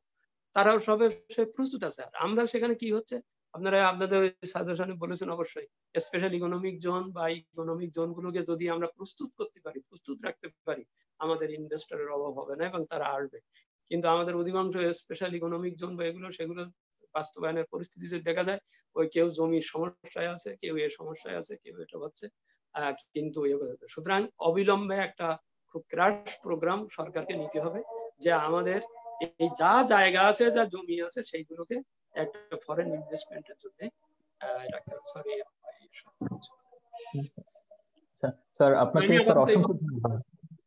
অসংখ্য ধন্যবাদ স্যার আপনার ইয়ের জন্য, আপনার অবজারভেশনের জন্য। স্যার আমরা স্যার আবারও আপনার কাছে স্যার ফিরে আসবো, এবং আমরা স্যার আমাদের যে আপনার অবজারভেশন থেকে আমরা আমাদের যে রেভিনিউ, ইভেন বাজেট থেকে শুরু করে রেভিনিউ পর্যন্ত আমাদের যে কোয়ারি গুলো ছিল, আমাদের যে জিজ্ঞাসাগুলো ছিল স্যার, আমরা পুরোটা আপনার কাছ থেকে জানতে পেরেছি। এবং স্যার আমরা আমাদের সেশনের শেষের দিকে স্যার আবার আপনার কাছে ব্যাক করব আমরা ওভারঅল আপনার ইভ্যালুয়েশনটা জানার জন্য।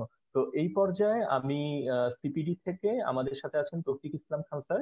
আমরা স্যারের কাছে যেতে চাচ্ছি, এবং স্যারের কাছে আমরা যেটা জানতে চাচ্ছি সেটা হচ্ছে যে এই যে আমরা গভর্নমেন্ট এক্সপেন্ডিচার বা ইকোনমিক গ্রোথের কথা যে আমরা বলছি, হুম, আর এক্ষেত্রে মানে গভর্নমেন্টের যে ডেভেলপমেন্ট এন্ড নন ডেভেলপমেন্ট যে বাজেট, এই প্রেক্ষাপটে গভর্নমেন্টের আসলে কন্ট্রোল কতটুকু বাজেটের উপর, মানে গভর্নমেন্ট যদি চায় তাহলে বাজেটের কোন জায়গাটা রিঅ্যালোকেট করতে পারে, কোন জায়গাটা রিঅ্যালোকেট করতে পারবে না। যেমন ফর ইনস্ট্যান্স যদি আমরা বলি যে নন ডেভেলপমেন্ট বাজেটে যে স্যালারি, ইন্টারেস্ট, মেইনটেনেন্স, হ্যাঁ, ডিফেন্স, এই জায়গাগুলো গভর্নমেন্টের রিঅ্যালোকেট করার সুযোগ নেই, ডেভেলপমেন্ট বাজেটে হয়তো আছে। স্যার এই বিষয়টা নিয়ে যদি আপনি আমাদেরকে একটু বলতেন, এবং আমরা স্যার ছোট করে শুনবো কারণ আমাদের আসলে একটু সময় কনস্ট্রেন্ট আছে। আমরা আরো অনেকগুলো প্রশ্ন আমরা সবার কাছ থেকে পর্যায়ক্রমে আমরা করবো, তো আমরা আমাদের অনেকগুলো টপিক আছে। তো স্যার যদি একটু এটার উপর আলোচনা করতেন। আচ্ছা, ধন্যবাদ। আমি জেনারেলি একটু আগের এইটা বলি যে বাংলাদেশে বাজেটের আকার নিয়ে একটা প্রশ্ন করেছেন, বাজেটের আকার কেমন হওয়া উচিত।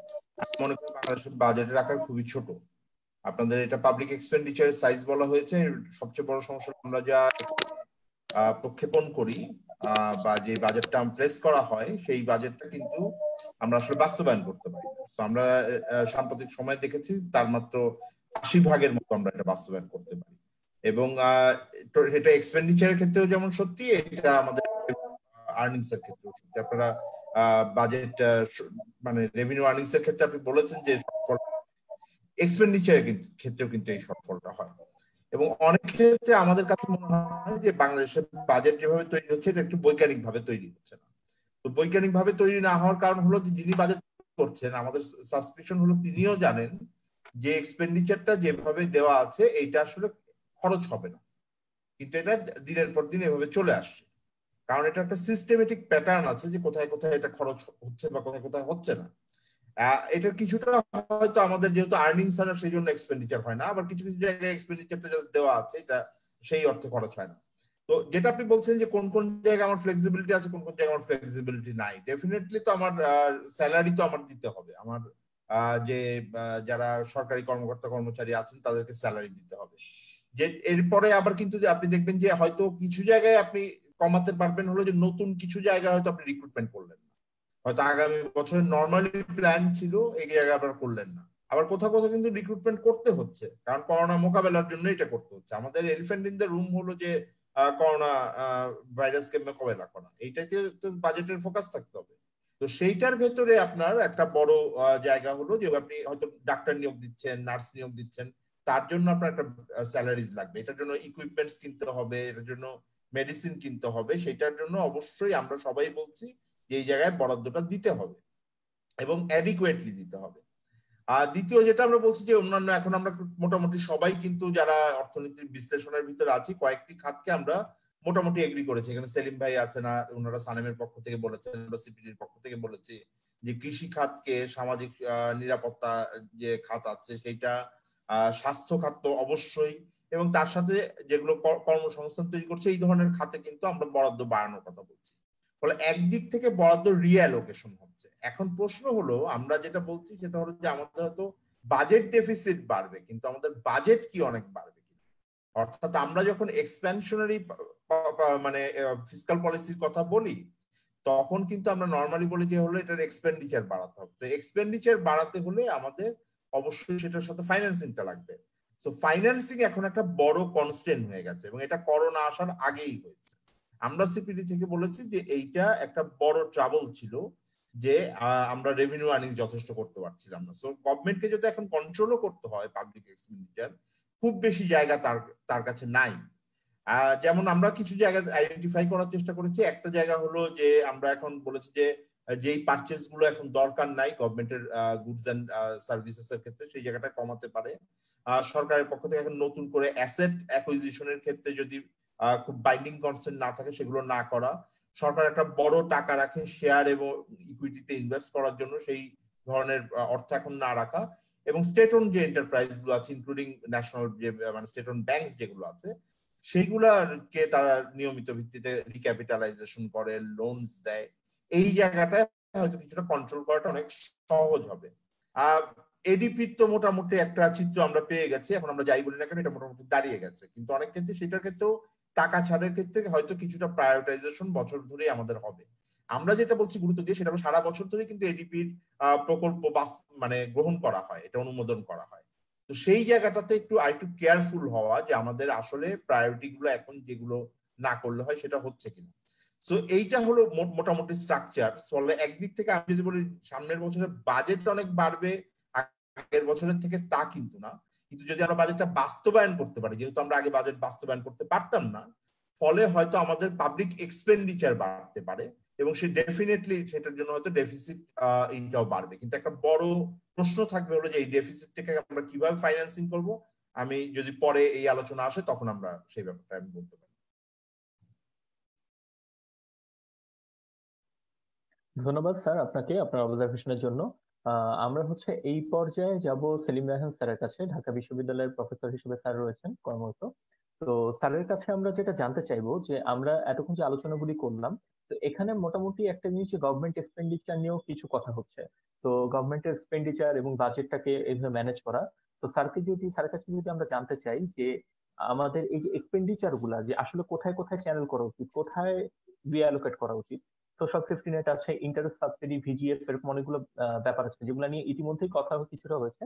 আর এখানে এই যে ইনক্রিজ যে গভর্নমেন্ট এক্সপেন্ডিচার আমরা বলি, যেটা আমরা সাধারণত শুনে থাকি যে গভর্নমেন্ট এক্সপেন্ডিচার বাড়লে আমাদের যে ইকোনমি সেটাও অনেক বেশি রান করে, যেটা কেনজিয়ান ইকোনমির একটা ইকোনমিক ফিলোসফির একটা ভিউ। তো এই ব্যাপারটা নিয়ে স্যারের আমরা মতামতটা একটু জানতে চাচ্ছিলাম, স্যার যদি বলতেন। অনেক ধন্যবাদ। আমি আশা করি আমার কথা শোনা যাচ্ছে ঠিক মতো। জি স্যার, শুনতে পাচ্ছি স্যার।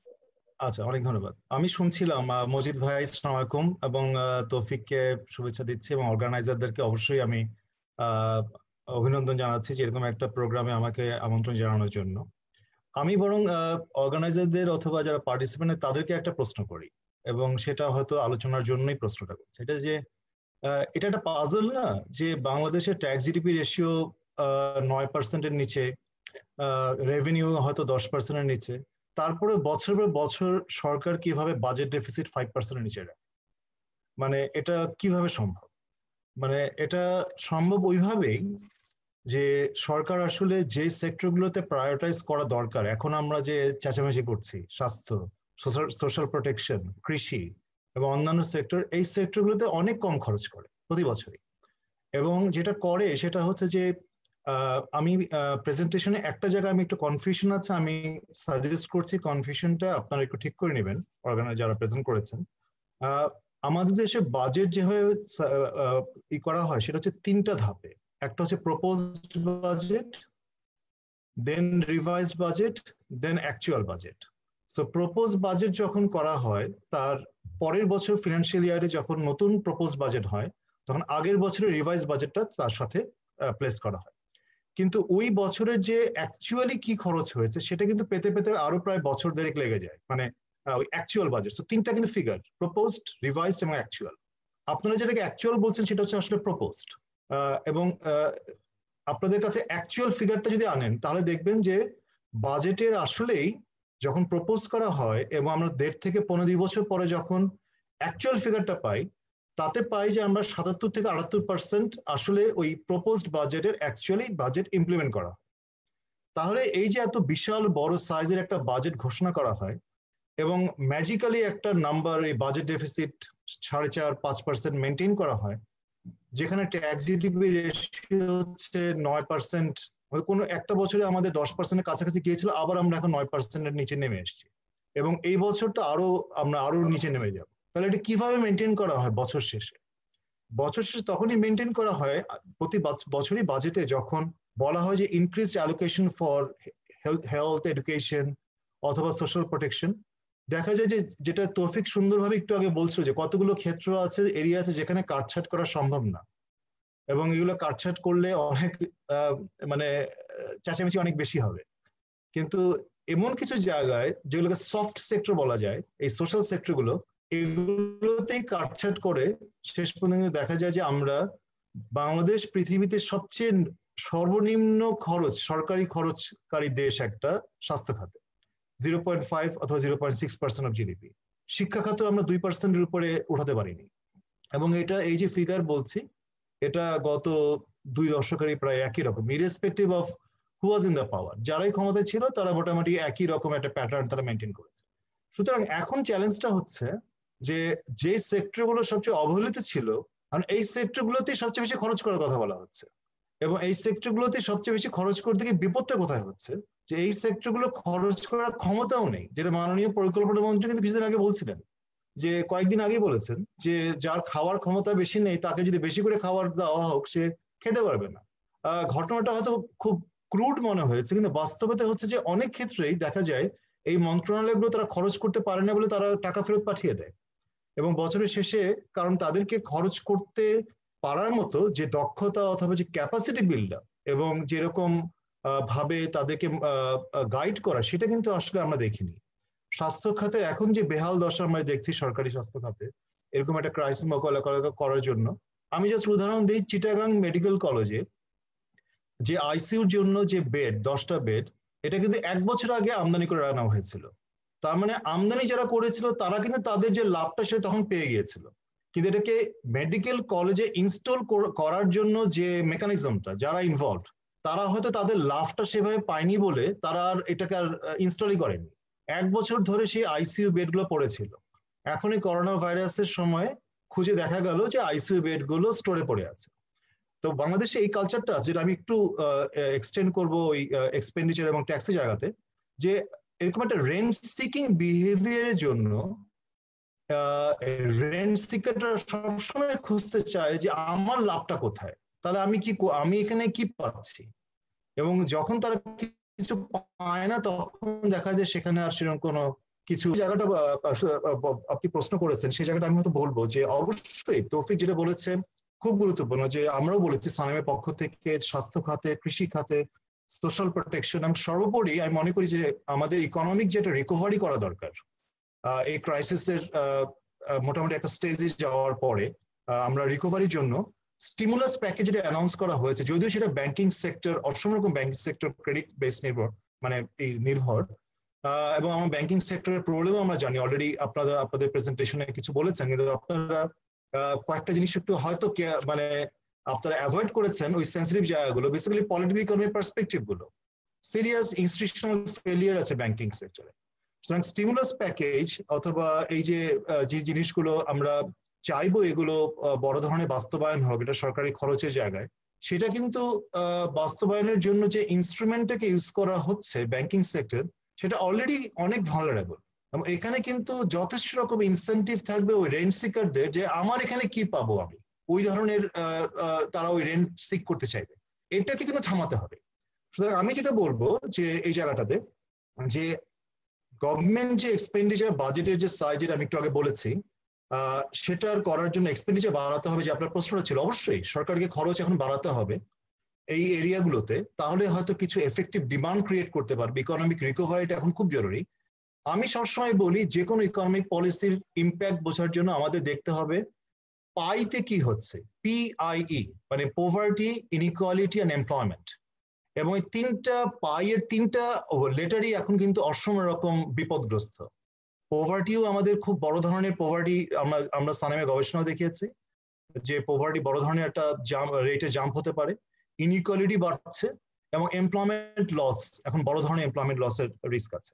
তো সেক্ষেত্রে আমি মনে করি যে অবশ্যই যে আমাদের এক্সপেন্ডিচার বাড়াতে হবে, কিন্তু যদি আমরা এই হেলথ যে ক্রাইসিসটা চলছে এবং যে ইকোনমিক যে ক্রাইসিসটা চলছে, এটাকে যদি প্রপারলি ম্যানেজ করা না যায়, এবং আমি আনফর্চুনেটলি আমি বলবো এটা প্রপারলি ম্যানেজ করার কোনো লক্ষণ দেখছি না, বিশেষ করে ওয়ে ওপেন আপ করা হচ্ছে, এবং এটা কোনো প্ল্যান্ড ওয়েতে, ফেজ ওয়েতে ওপেন আপের আমরা কোনো সেরকম কিছু দেখছি না।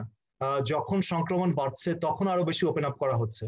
আজকে শুনলাম যে জোনিং করা হবে, কিন্তু এটা ঘটনাটা কি এরকম না যে জোনিং করে প্ল্যানিং করে ওপেন আপ করা উচিত ছিল, রাদার দেন এই ওপেন আপ করে তারপরে এখন আবার চিন্তা করা যে জোনিং করা। সুতরাং এনিওয়ে তারপর আমি মনে করি যে এই যে জোনিং এর চিন্তাটা এসছে এটা আমি সাধুবাদ জানাই। তো আমার প্রশ্নটা পয়েন্ট হচ্ছে ওই জায়গাটাতে, যদি এফেক্টিভলি হেলথ ক্রাইসিস এবং ইকোনমিক ক্রাইসিসের যে সিচুয়েশন এটাকে যদি মেনটেন না করা যায়, খরচ কিন্তু সরকার আরো বাড়বে সামনের দিনগুলোতে। হেলথের ক্ষেত্রেও খরচ বাড়বে, কারণ মানুষের এফেক্টেড মানুষের সংখ্যা আরো বাড়বে।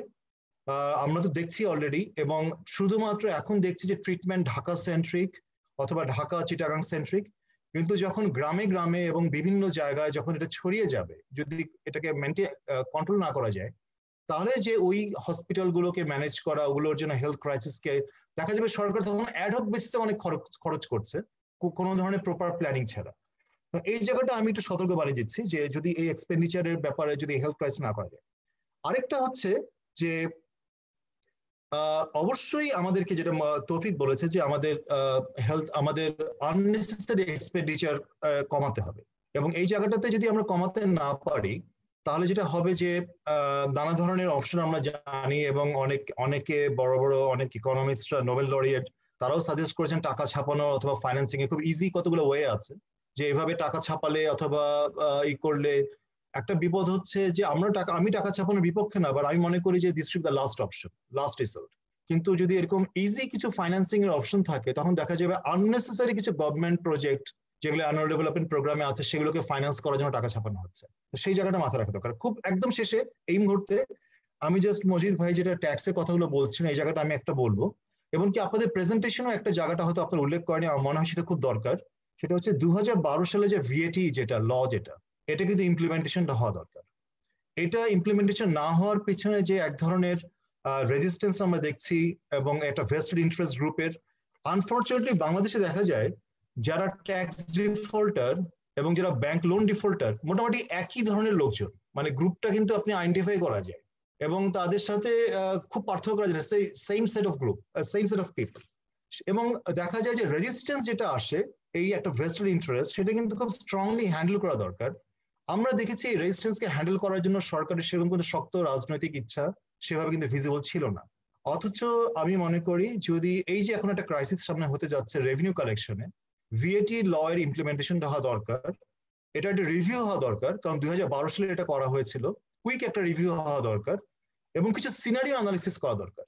আমি আশা করবো হয়তো মিনিস্ট্রি অফ ফাইন্যান্স তারা করছে এটা, যে আন্ডার ডিফারেন্ট সিনারিও, যেমন আপনারা গ্রোথ প্রজেকশন একটা বললেন 6%, এটা তো সরকার ক্লেম করছে, কিন্তু আপনারা কি এটা বলেছেন অল্টারনেটিভ গ্রোথ ফিগারস গুলো? খুব সুন্দর, লাস্ট স্লাইডে একটু দেখলাম ওয়ার্ল্ড ব্যাংক, আইএমএফ তারা বলছে 2% মতো, 2-2.5% মতো, এবং এখন যে লেটেস্ট আমি ফিগার দেখছি সেটা প্রায় 1 থেকে 1.5% মতো এরকম ইন্টারন্যাশনাল অর্গানাইজেশন গুলো বলছে।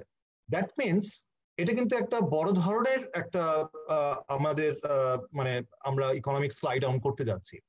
ফাইনাল কথা বলে এই পয়েন্টটা আমি শেষ করবো, সেটা হচ্ছে যে একটা পাজল, আমি তো পাজল দিয়ে শুরু করেছিলাম, আরেকটা পাজল দিয়ে আমি শেষ করি।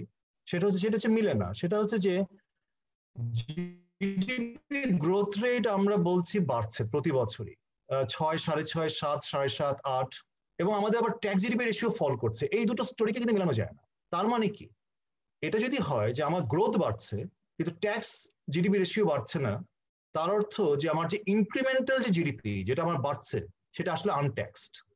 তাহলে কোন জিডিপি বাড়ছে, আমার কার জিডিপি বাড়ছে, যেটাকে আমি ট্যাক্স করতে পারছি না?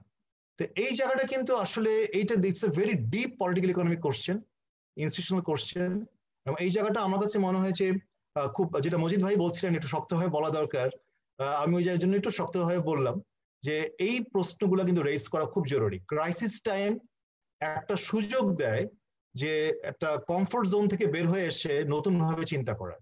আমি মনে করি এখন সেই নতুন ভাবে চিন্তা করার সময় এসেছে, বিশেষ করে পলিসি মেকাররা তারা যদি এই রিফর্ম গুলো নিয়ে তারা চিন্তা ভাবনা করে।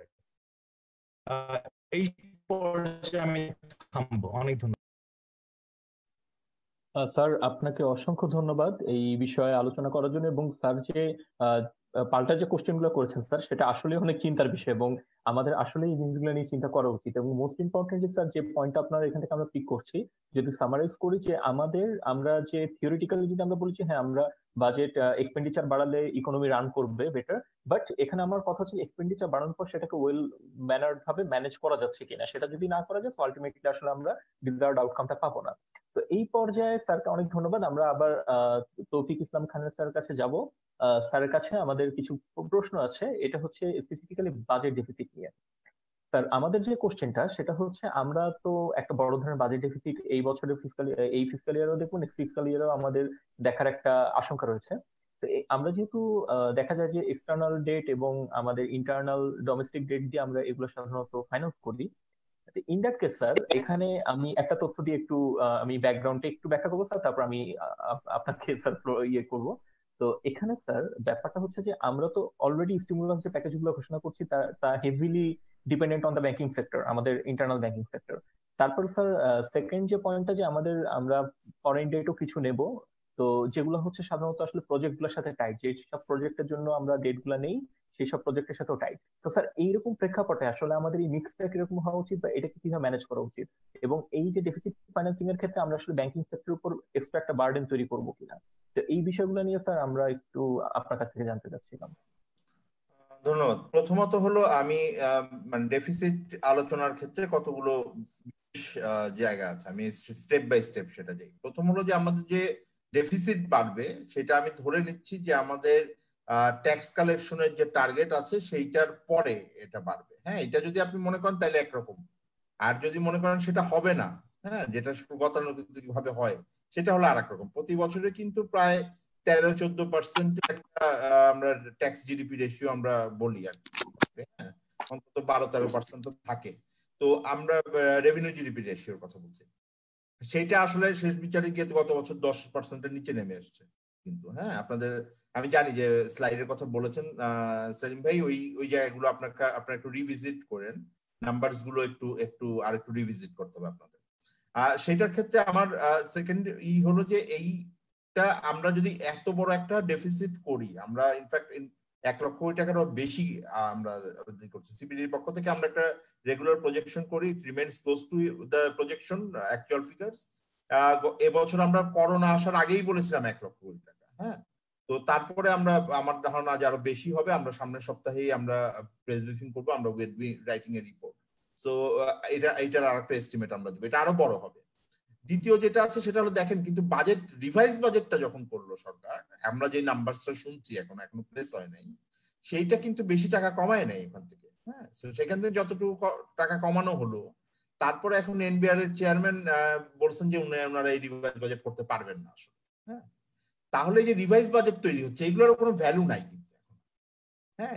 দিস ইজ দ্য মোস্ট মানে ডেঞ্জারাস থিং পলিসি মেকিং এ হচ্ছে।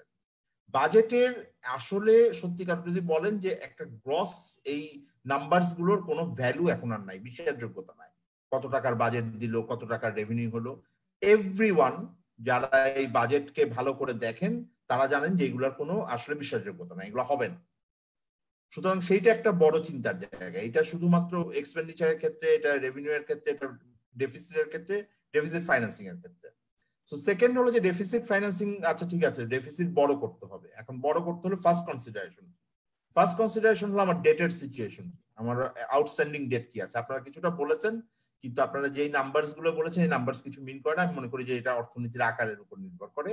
বাংলাদেশে ডেটের সিচুয়েশন খুবই ভালো আছে, আউটস্ট্যান্ডিং ডেট খুবই ভালো, আমরা কখনো ডেট ফেরত দেওয়ার ব্যাপারে ফেল করি নাই। সো আমাদের আউটস্ট্যান্ডিং ডেট বেশি না। তো সেই দিক থেকে ইভেন আপনারা হয়তো খেয়াল করেছেন কিনা যে 1 মাস আগে ইকোনমিস্টের একটা আর্টিকেল বের হয়েছিল, সেখানে একটা র্যাঙ্কিং করা হয়েছে ডেভেলপিং কান্ট্রিজ গুলোতে ডেফিসিট এবং ফরেন এক্সচেঞ্জ রিজার্ভ নিয়ে। বাংলাদেশ 9th কান্ট্রি হিসেবে আসছে। এটা কারণ হলো আমাদের ডেফিসিটের এখন ডেটের সিচুয়েশন খারাপ না। সো বড় ধরনের ডেফিসিটে যাইতে গেলে আমাদের ওই জায়গা থেকে কোনো বাধা আসলে সেই অর্থে নাই। অনেক ডেভেলপড কান্ট্রিজও এখন এটার ভিতরে কিন্তু চাপের ভিতরে থাকবে, ইউএস থাকবে, অন্যরা থাকবে।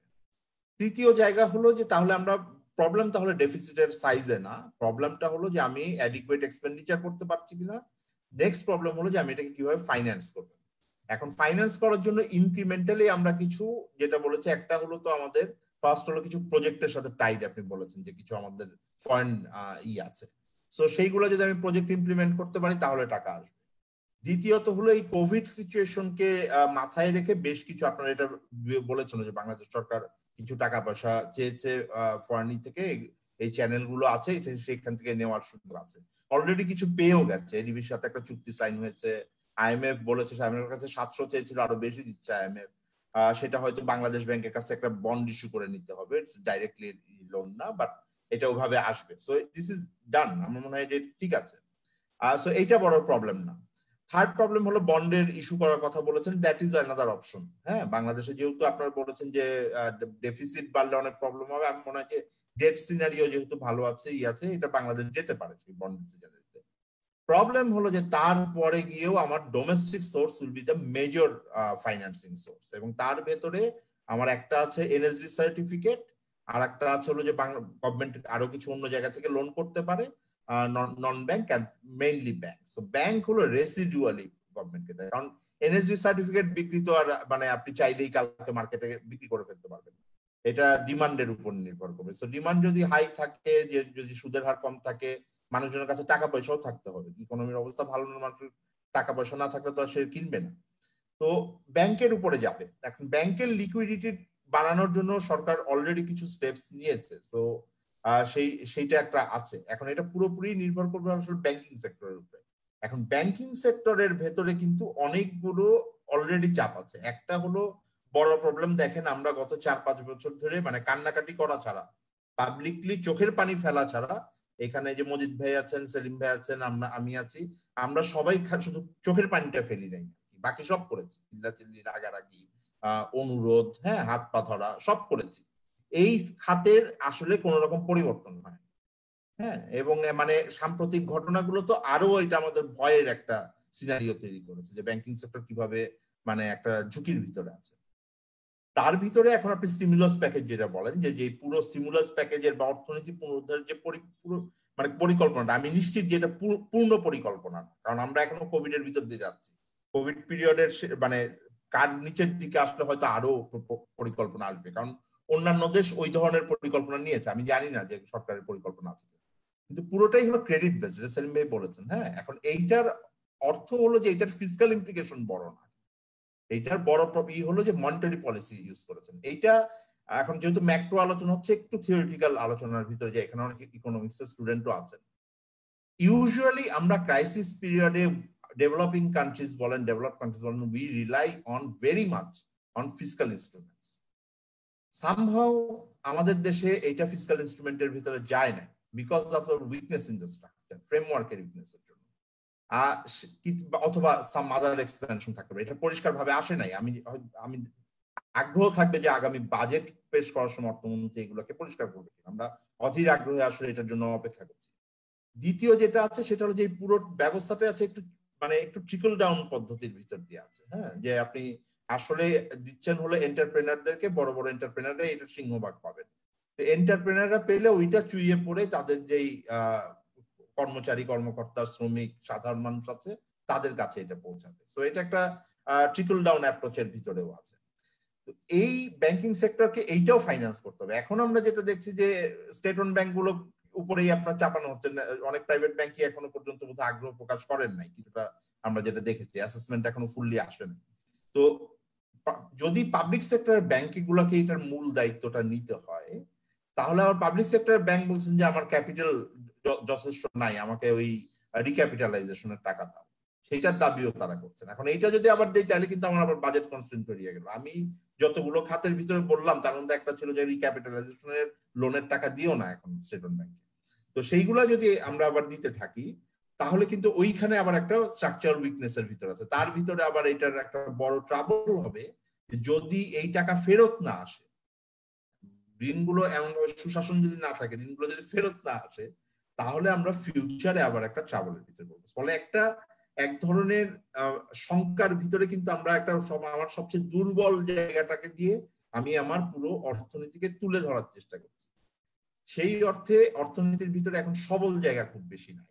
আমি দুই একটা জাস্ট আপনাদের মানে প্রেজেন্টেশনের উপর যে একটা কমেন্ট করে বের হতে যাচ্ছি, সেটা হলো যে আপনারা বলছেন এক্সপোর্ট সেক্টরকে ইনসেন্টিভাইজ করতে। আর কি ইনসেন্টিভ দিবে? গত বছরই কিন্তু আমরা ক্রাইসিস আসার আগে মোটামুটি যা দেওয়ার দিয়ে দিয়েছি, এফডিআই এর জন্য আর তো কিছু দেওয়া বাকি নাই।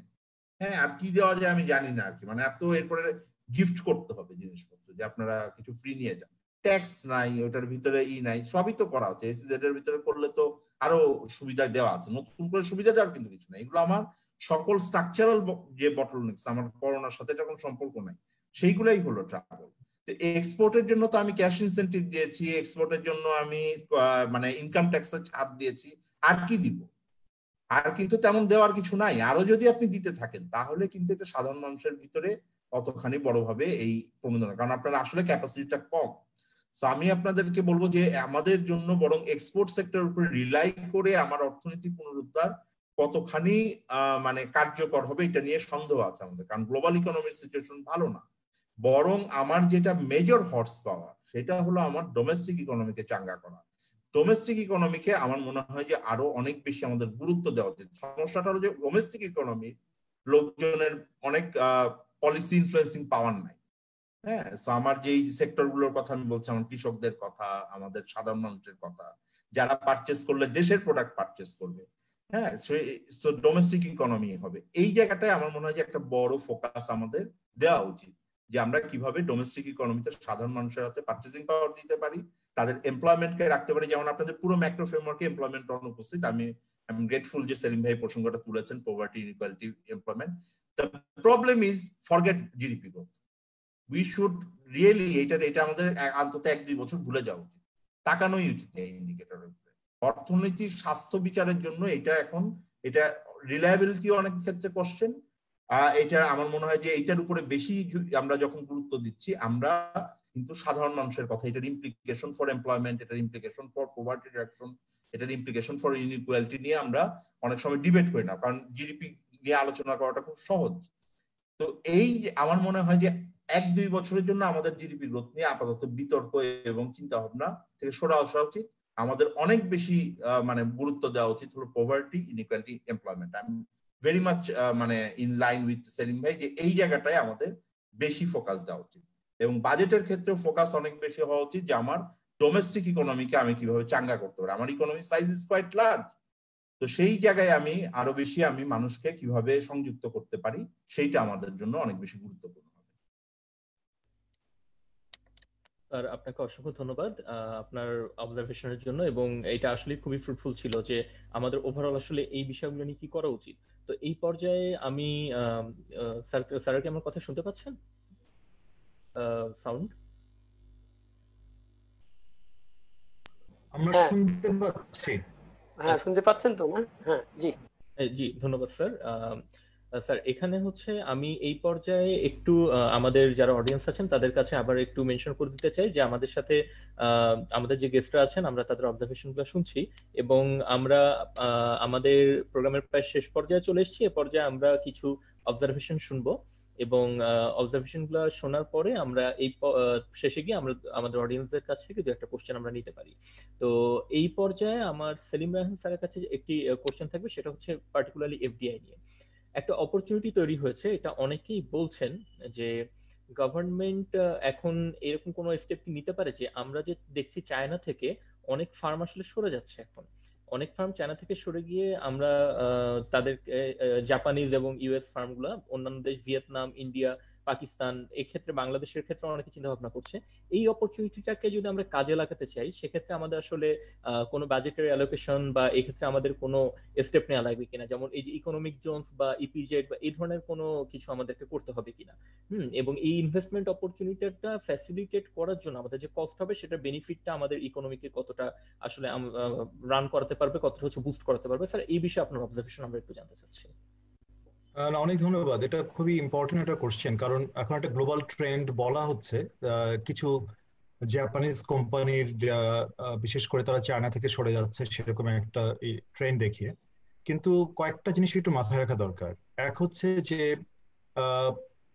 এটা ঠিক যে অনেকেই এখন চায়নার বিকল্প খোঁজার চেষ্টা করছে, এবং সেই জায়গাতে বাংলাদেশের মতো দেশগুলো একটা লুক্রেটিভ এফডিআই ডেস্টিনেশন হতে পারে। কিন্তু একটু খেয়াল করা দরকার যে দুটো বিষয় এখানে আছে। একটা হচ্ছে যে চায়না থেকে সরে আসার যে কারণটা ছিল প্রথমত শুরুতে, যে চায়না করোনা ভাইরাস এবং তারপরে যে এফেক্ট হওয়ার যে প্রবণতাটা, চায়না কিন্তু অনেকটা কন্ট্রোল করে নিয়ে এসছে, এবং খুব সম্ভবত অনেক দেশগুলোর যেগুলো সামনের সারির যে দেশগুলো যারা এটাকে কাটিয়ে উঠে মোটামুটি নর্মাল লাইফে চলে যাওয়ার একটা জায়গায় যাবে, চায়না কিন্তু তাদের মধ্যে অগ্রগণ্য। সুতরাং আমি খুব নিশ্চিত না, এবং আমার এ ব্যাপারে প্রশ্ন আছে যে এফডিআই যদি চায়না থেকে সরেও তাতে খুব বেশি পরিমাণে সরবে কিনা। কারণ এই এফডিআই গুলো নেওয়ার মতো জায়গা তো নিতে হবে। কারণ যেমন ইন্ডিয়া এখন অনেক এক্সাইটেড যে ইন্ডিয়াতে এরকম বড় বিনিয়োগগুলো আসতে পারবে কিনা। কিন্তু আমরাও জানি যে ইন্ডিয়াতেও কিন্তু এফডিআই অথবা চায়না যে একটা গ্লোবাল ম্যানুফ্যাকচারিং এ যেটা হাব হয়েছিল সেটা আসলেই রিপ্লেস করার মতো এখনো বিগ ক্যাপাসিটি সেভাবে হয়নি। সুতরাং এটা একটা মাথায় রাখা। কিছু ট্রেন্ড হবে আমি মনে করি, আমি বিভিন্ন সময় বলেছিও যে অবশ্যই কিছু এফডিআই সরছেও, কিন্তু যেমন ইন্দোনেশিয়া আমরা জানি যে ইন্দোনেশিয়া যাচ্ছে, ভিয়েতনামে যাচ্ছে, ক্যাম্বোডিয়া যাচ্ছে, কিন্তু বাংলাদেশে কেন সেভাবে আসছে না? So probably that is the big question. মানে এত সুযোগ আমরা পাচ্ছি, আমরা তো এরকম কথা ওই সময়ও শুনেছিলাম যে বাংলাদেশ ইউএসএ চায়নার বাণিজ্য যুদ্ধ থেকেও বড় ধরনের লাভবান হবে, কিন্তু সেটা কিন্তু আমরা খুব বেশি দেখিনি। এখন আবার আমরা মনে করছি যে চায়না যেহেতু একটা বিপদে আছে, বিনিয়োগ চলে যাচ্ছে, সুতরাং আমরা মজি এগুলো আকৃষ্ট করতে পারবো। আমার মনে হয় আমাদের চিন্তাটা অনেক সময় এরকম হয় যে বাইরে কি হচ্ছে সেদিক থেকে আমরা খুব আশান্বিত হই, কিন্তু আমরা দেশে কি করা দরকার, ডোমেস্টিক্যালি কি করা দরকার সেগুলো ভুলে যাই। এবং ডোমেস্টিক যে বিজনেস এনভায়রনমেন্ট, যে বড় ধরনের সমস্যা আছে, সেটা নিয়ে তো আমাদের কারো কোনো সন্দেহ নেই, আমি সেই জায়গায় বিস্তারিত যেতেও যাচ্ছি না। এবং এটা নিয়ে গ্লোবাল কম্পিটিটিভনেস রিপোর্ট, তৌফিকরা অনেক এটা নিয়ে কাজ করে, ওয়ার্ল্ড ডুইং বিজনেস এর রিপোর্ট, এমন নানাভাবে এগুলো আছে। সো সেই জায়গায় তো অনেক বড় সমস্যা। কিন্তু আপনি যে প্রশ্নটা করেছেন যে এই জন্য নতুন কোনো উদ্যোগ নেওয়ার দরকার আছে কিনা, আসলে সরকার তো অলরেডি একটা উদ্যোগ নিয়েছেন গত কয়েক বছর ধরে, সেটা হচ্ছে স্পেশাল ইকোনমিক জোন। এবং আমি মনে করি এটা প্রশংসনীয় উদ্যোগ, এবং সেই স্পেশাল ইকোনমিক জোনগুলো যদি কয়েকটা বাস্তবায়িত করা যেত তাহলে কিন্তু এই ধরনের বিনিয়োগগুলোকে অন্তত বলা যেত যে আমার ইকোনমিক জোন রেডি, আসো তোমরা বিনিয়োগ করো তোমরা এখানে। কারণ ইকোনমিক জোনের মূল আইডিয়াটাই ছিল যে তখন আর ওই বিনিয়োগকারী সারা দেশের বিনিয়োগ পরিস্থিতি দেখবে না, তারা দেখবে যে ইকোনমিক জোনের অবস্থাটা কি, সেটাকে আসলে বেটার ফ্যাসিলিটিস দিতে পারছি না, কারণ দিস আর পকেটস অথবা আইল্যান্ডের মতো এক্সিলেন্ট পকেটস যেটাকে বলা যেতে পারে। কিন্তু আমরা কিন্তু সেই জায়গায় খুব বড় ধরনের সাকসেস আমরা দেখাতে পারিনি এখন পর্যন্ত। কিন্তু আমাদের আগে কিন্তু ভিয়েতনাম, ক্যাম্বোডিয়া এবং আমরা রিসেন্টলি যেটা শুনলাম ইন্দোনেশিয়া, যারা কিন্তু এই ধরনের বড় বিনিয়োগ তারা আকৃষ্ট করতে পারছে। সুতরাং আমার কাছে মনে হয় যে অন্য দেশের কি বিপদ হচ্ছে তাতে আমরা কি লাভবান হবো সেই চিন্তা করার চেয়ে একটু চিন্তা করা দরকার আমরা কি করতে পারি আমাদের দেশের বিনিয়োগ পরিস্থিতি উন্নয়ন করার জন্য। এবং সেখানে কেন এত ঢিলেঢালা ভাব, কেন দীর্ঘসূত্রিতা, কেন আমরা এই পাবলিক প্রজেক্টগুলো অথবা ইকোনমিক জোনগুলোকে এতদিন সময় নিচ্ছি এগুলোকে বাস্তবায়ন করতে, আমরা করতে পারিনি। কয়েকটা ব্যক্তি খাতে বিনিয়োগ যারা ইকোনমিক জোন তারা আপনারা জানেন, আমি নাম হয়তো উল্লেখ করলাম না, তারা হয়তো কয়েকটা অপারেশনালাইজ করেছে। তো সেগুলো কিন্তু এমন না যে তারা খুব বড় স্কেলে বিদেশি বিনিয়োগ আনতে পেরেছে, তারা অনেকটাই তাদের নিজেদের বিনিয়োগগুলো রিলোকেট করেছে অথবা দু একটা নতুন ফার্ম তারা ওপেন আপ করেছে। কিন্তু খুব বাংলাদেশে আপনারা যে বিনিয়োগের যে আপনারা যে ডেটা দেখিয়েছেন সেই ডেটাও কিন্তু দেখাচ্ছে যে বিদেশি বিনিয়োগ কিন্তু বাংলাদেশে খুব বড় স্কেলে, মানে একটা যেটাকে আমরা বলি একটা স্ট্রাকচারাল শিফট, মানে আমরা এখন কথা বলছি কি বাংলাদেশে বিদেশি বিনিয়োগ কিরকম 2 বিলিয়ন থেকে 2.5 বিলিয়ন, 2.5 বিলিয়ন থেকে 3 বিলিয়ন, একটা মার্জিনাল ইনক্রিমেন্ট। কিন্তু আমাদের মনে করা উচিত আমাদের প্রতিদ্বন্দ্বী দেশ যে ভিয়েতনাম, তারা অ্যানুয়ালি 14 থেকে 15 অথবা 16 বিলিয়ন ডলার তারা বিনিয়োগ, বিদেশি বিনিয়োগ তারা আকৃষ্ট করে। ক্যাম্বোডিয়াও আমাদের থেকে অনেক বেশি বিনিয়োগ আকৃষ্ট করে, তাহলে আমরা কেন পারি না? তো এই জায়গাগুলো যদি আমরা সমাধান করতে না পারি, আমি জানি যে আমাদের উপরে এখন সমস্যাটা হয়ে গেছে এরকম যে আমরা এসএসসি পরীক্ষার জন্য তৈরি হচ্ছিলাম, এখন সিলেবাস চলে আসছে মাস্টার্সের, মানে আমরা তো অলরেডি যে চ্যালেঞ্জগুলো নিয়ে ফেস করছিলাম এখন অ্যাডিশনাল চ্যালেঞ্জ আমাদের উপর চলে এসছে। সিলেবাস অনেক বড় হয়ে গেছে, মানে পড়াশোনার যে আমি বলছি যে পরীক্ষার যে প্রস্তুতির অনেক প্রেশার চলে এসছে। এখন বাংলাদেশ অলরেডি যে ট্র্যাকে অথবা এসডিজি বাস্তবায়নের জন্য যে ধরনের চিন্তা যেরকম প্রস্তুতিগুলো ছিল, এই ক্রাইসিস কিন্তু আমাদেরকে অফ ট্র্যাক করেছে। এবং অনেক ক্ষেত্রে কিন্তু আমাদের বড় আশঙ্কা হচ্ছে যে অফ ট্র্যাক হওয়ার কারণে আমাদের ডেভেলপমেন্ট প্রায়োরিটিস গুলো আমরা ফোকাস হারিয়ে ফেলবো কিনা। এবং সেই জন্য কিন্তু খুব স্ট্রং আমি মনে করি পলিটিক্যাল যে ডিসিশনটা, পলিটিক্যাল উইল, খুব ফোকাসড ডিসিশনটা হওয়া খুব দরকার। আমি এই জায়গাটা আরেকটা জিনিস একটু বলে আমি এই পর্যায়ে শেষ করবো, সেটা হচ্ছে যে আলোচনাগুলো আমরা এতক্ষণ ধরে করলাম, আমরা কিন্তু একটা কথা কিন্তু বলতে পারলাম না যে আমরা যে তৌফিক কান্নাকাটি করেছে, আমরাও কান্নাকাটি করেছি, মানে চোখের জল না ফেলেও, যে খুব সম্প্রতি আমরা কান্নাকাটি করেছি, সেটা হচ্ছে যে এবারে বাজেটটা গতানুগতিক বাজেট হলে চলবে না। এটা কিন্তু আমরা বারবার বলেছি, আমরা সবাই বলছি।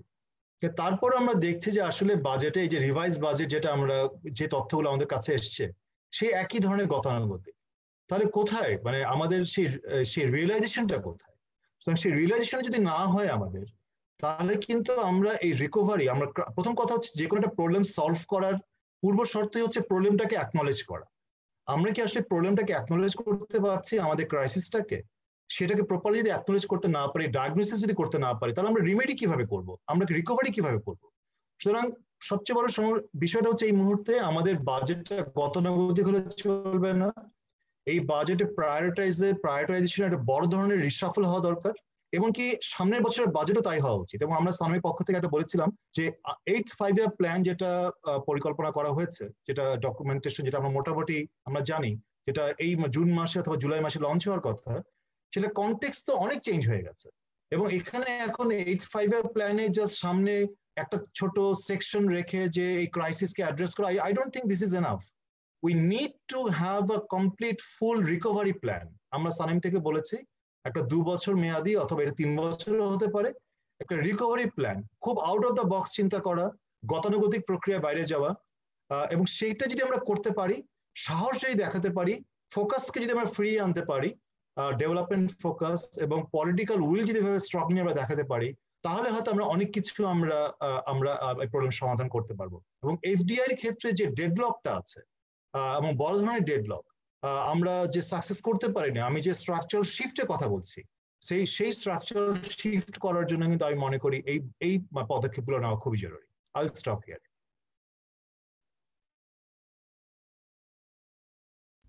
স্যার, আপনাকে অনেক ধন্যবাদ আপনার এই অবজারভেশনের জন্য। তো আমরা মোটামুটি অনুষ্ঠানের একেবারে শেষ পর্যায়ে চলে এসেছি। এ পর্যায়ে আমরা অডিয়েন্সদের থেকে কিছু কোশ্চেন নিব, এবং অডিয়েন্সদেরকে যেটি বলতে চাই, আমাদের সাথে আজকে যোগদান করেছেন x NBR chairman doctor Mohammad Abdul Majid sir. তো আমরা এই পর্যায়ে সেখান থেকে কিছু কোশ্চেন আমরা স্যারদেরকে জিজ্ঞেস করব। তো আমি এই পর্যায়ে ডক্টর আব্দুল মজিদ স্যারকে দিয়ে আমি শুরু করতে চাচ্ছি।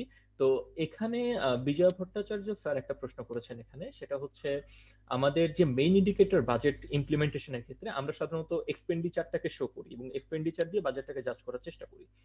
এখন এমন যদি হয় যে আমি এক্সপেন্ডিচারগুলো ঠিক মতো হলো, মানে পুরোপুরি এক্সপেন্ডিচারটা আমার হলো, কিন্তু আমার যে ডিজায়ার্ড রেজাল্ট সেটা আসলো না, তো এই রেজাল্টটা আসলো কি আসলো না, এটাকে মনিটর করার জন্য আসলে কোনো মেকানিজম আছে কিনা? এবং আমরা যেহেতু স্যার শেষ পর্যায়ে চলে এসেছি, আমরা চেষ্টা করব 1 মিনিট থেকে 1.5 মিনিটের মধ্যে স্যার যদি খুবই সংক্ষেপে উত্তরটা আমরা, স্যার আপনি যদি একটু আমাদেরকে জানাতে পারেন।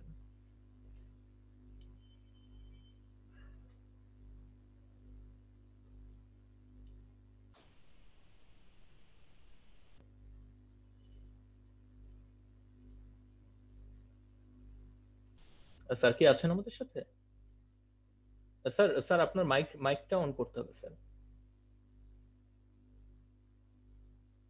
স্যার আপনার মাইকটা স্যার একটু। সরি সরি, হ্যাঁ এখন হয়েছে?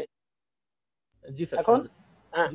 তো তাহলে তো বিজয় ভট্টাচার্যের যে প্রশ্নটা, এই প্রশ্নটা খুব স্বাভাবিক এবং সঙ্গত। কারণ হচ্ছে যে আমি জিডিপির গ্রোথ বলছি, অর্থাৎ অর্থনীতিতে অনেক প্রকল্প বাস্তবায়িত হয়েছে বলে বলা হচ্ছে বা বাস্তবায়ন হয়েছে, কিন্তু রেজাল্টে তো তার দেখছি না, সেখানে তার প্রকাশ বা বিচার নাই। বা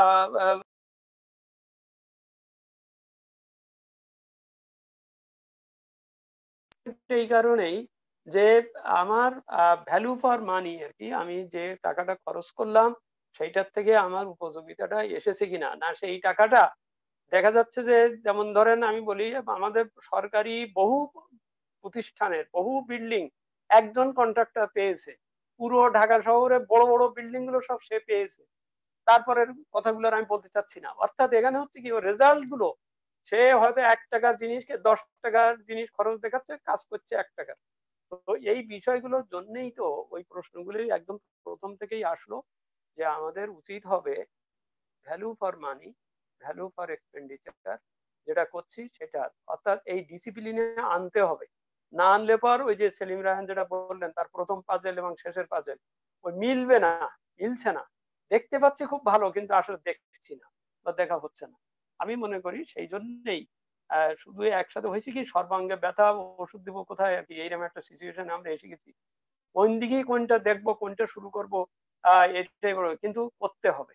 না করলে পর যেটা বলে পলিটিক্যাল ইকোনমির অনেকগুলো বিষয় আছে, সেগুলোকে যদি আমরা স্ট্রিমলাইন না করতে পারি তাহলে কিন্তু এটা হবে না আসলে। স্যার আপনাকে অসংখ্য ধন্যবাদ স্যার এই আপনার অ্যানসারটার জন্য, যে অবজারভেশনটা স্যার আপনি দিলেন এই প্রশ্নের প্রেক্ষাপটে। তো এই পর্যায়ে আমি আরেকটা প্রশ্ন, সেটা হচ্ছে এক্সপোর্ট যে এক্সপোর্ট ইনসেনটিভ যেটা, এই কোশ্চেনটা আমি ডিরেক্ট করতে চাই সেলিম রায়হান স্যারের কাছে, যে এক্সপোর্ট যদি ইনসেন্টিভাইজ করা হয় তাহলে লোকাল কনজাম্পশন কেন ইনসেন্টিভাইজ করা হবে না? এই প্রশ্নটাও বিজয় ভট্টাচার্য স্যারই করেছেন। তো স্যার যদি এটার উপর একটু খুব সংক্ষেপে একটু আলোকপাত করতেন। না, আমি তো মনে করি যে অবশ্যই একটা ব্যালেন্স থাকা উচিত, এবং এক্সপোর্টের যে ইনসেন্টিভে দেওয়ার কথা বলা হচ্ছে, তৌফিক একটা পয়েন্ট বলেছে, আমি মনে করি ওই জায়গাটা খুব জরুরি। সেটা হচ্ছে যে এই ইনসেন্টিভের কারা সুবিধাভোগী। আমরা দেখি যে এক্সপোর্ট ইনসেন্টিভের মেজর সুবিধাভোগী হচ্ছে আমাদের গার্মেন্ট সেক্টর। অন্য সেক্টরগুলো কিন্তু এই ইনসেন্টিভ থেকে সেভাবে বেনিফিট পায় না। এবং আমাদের যে এক্সপোর্ট ডাইভার্সিফিকেশন, আপনি যে এফডিআই এর কথাও বলেছেন, অন্য সবকিছু রিলেটেড, কিন্তু মানে আমরা শুধুমাত্র একটা সেক্টর ভিত্তিক তার উপর নির্ভর করি এক্সপোর্ট সেক্টরকে আমরা চালিয়েছি। এবং আমরা যদি ডাইভার্সিফাই করতে না পারি এবং ইনসেন্টিভ যদি দিতে হয়, আমি মনে করি অবশ্যই ডাইভার্সিফিকেশনের মাথা রেখে ইনসেন্টিভ দেওয়া উচিত এক্সপোর্টের ক্ষেত্রে। ডোমেস্টিক ইন্ডাস্ট্রিগুলোর ক্ষেত্রেও যে এবং ডোমেস্টিক ডিমান্ডকে বুস্ট করার জন্য স্টিমুলাস প্যাকেজে যে যে এরিয়াস গুলো আছে, বিশেষ করে স্মল এন্ড মিডিয়াম এন্টারপ্রাইজ অথবা অ্যাফেক্টেড ইন্ডাস্ট্রিজ, এগুলো নিয়ে কিন্তু যথেষ্ট রকম হার্ডেলস আছে, বটলনেকস আছে। এগুলো অ্যাভেল করার ক্ষেত্রে আমরা অলরেডি এগুলো নিয়ে বিভিন্ন সময় বলেছিও, এবং আমরা জানি যে যে মেকানিজমে স্টিমুলাস প্যাকেজের মাধ্যমে এই ইন্ডাস্ট্রিজ গুলো অথবা সার্ভিস সেক্টর গুলোকে অ্যাসিস্ট করার কথা বলা হচ্ছে, অনেক ক্ষেত্রে কিন্তু অনেক এই ইন্ডাস্ট্রিজ গুলো অথবা স্মল মিডিয়াম এন্টারপ্রাইজ তারা কিন্তু এই বেনিফিট গুলো অ্যাভেল করতে পারবে না। নানা ধরনের আমলাতান্ত্রিক জটিলতা, নিয়মতান্ত্রিক, বিশেষ করে অনেকে ব্যাংক অ্যাকাউন্ট অথবা অনেক অনেক অনেক সমস্যা আছে। এগুলোকে সিম্পলিফাই করার জন্য এবং ওই রেন্ট সিকিং বিহেভিয়ারকে ওভারসি করে সিম্পলিফাই করার জন্য কিন্তু আমার কাছে মনে হয় এফোর্টটা থাকা দরকার, এবং এই জায়গাটা কিন্তু মনিটরিং মেকানিজমও থাকা দরকার। আমি জাস্ট একটু বলবো এই কারণে যে একটা বিশাল অ্যামাউন্টের একটা স্টিমুলাস প্যাকেজ অ্যানাউন্স করা হয়েছে, যেটা আসলেই হ্যান্ডেল করার অভিজ্ঞতা বাংলাদেশ সরকারের কিন্তু আগে এত বড় মানে স্টিমুলাস প্যাকেজের হ্যান্ডেল করার অভিজ্ঞতা বাংলাদেশ সরকার কখনোই ছিল না, এবং এটা কিন্তু অনেককেই উৎসাহিত করবে এখান থেকে আরো বেশি বেশি রেন্ট সিক করার।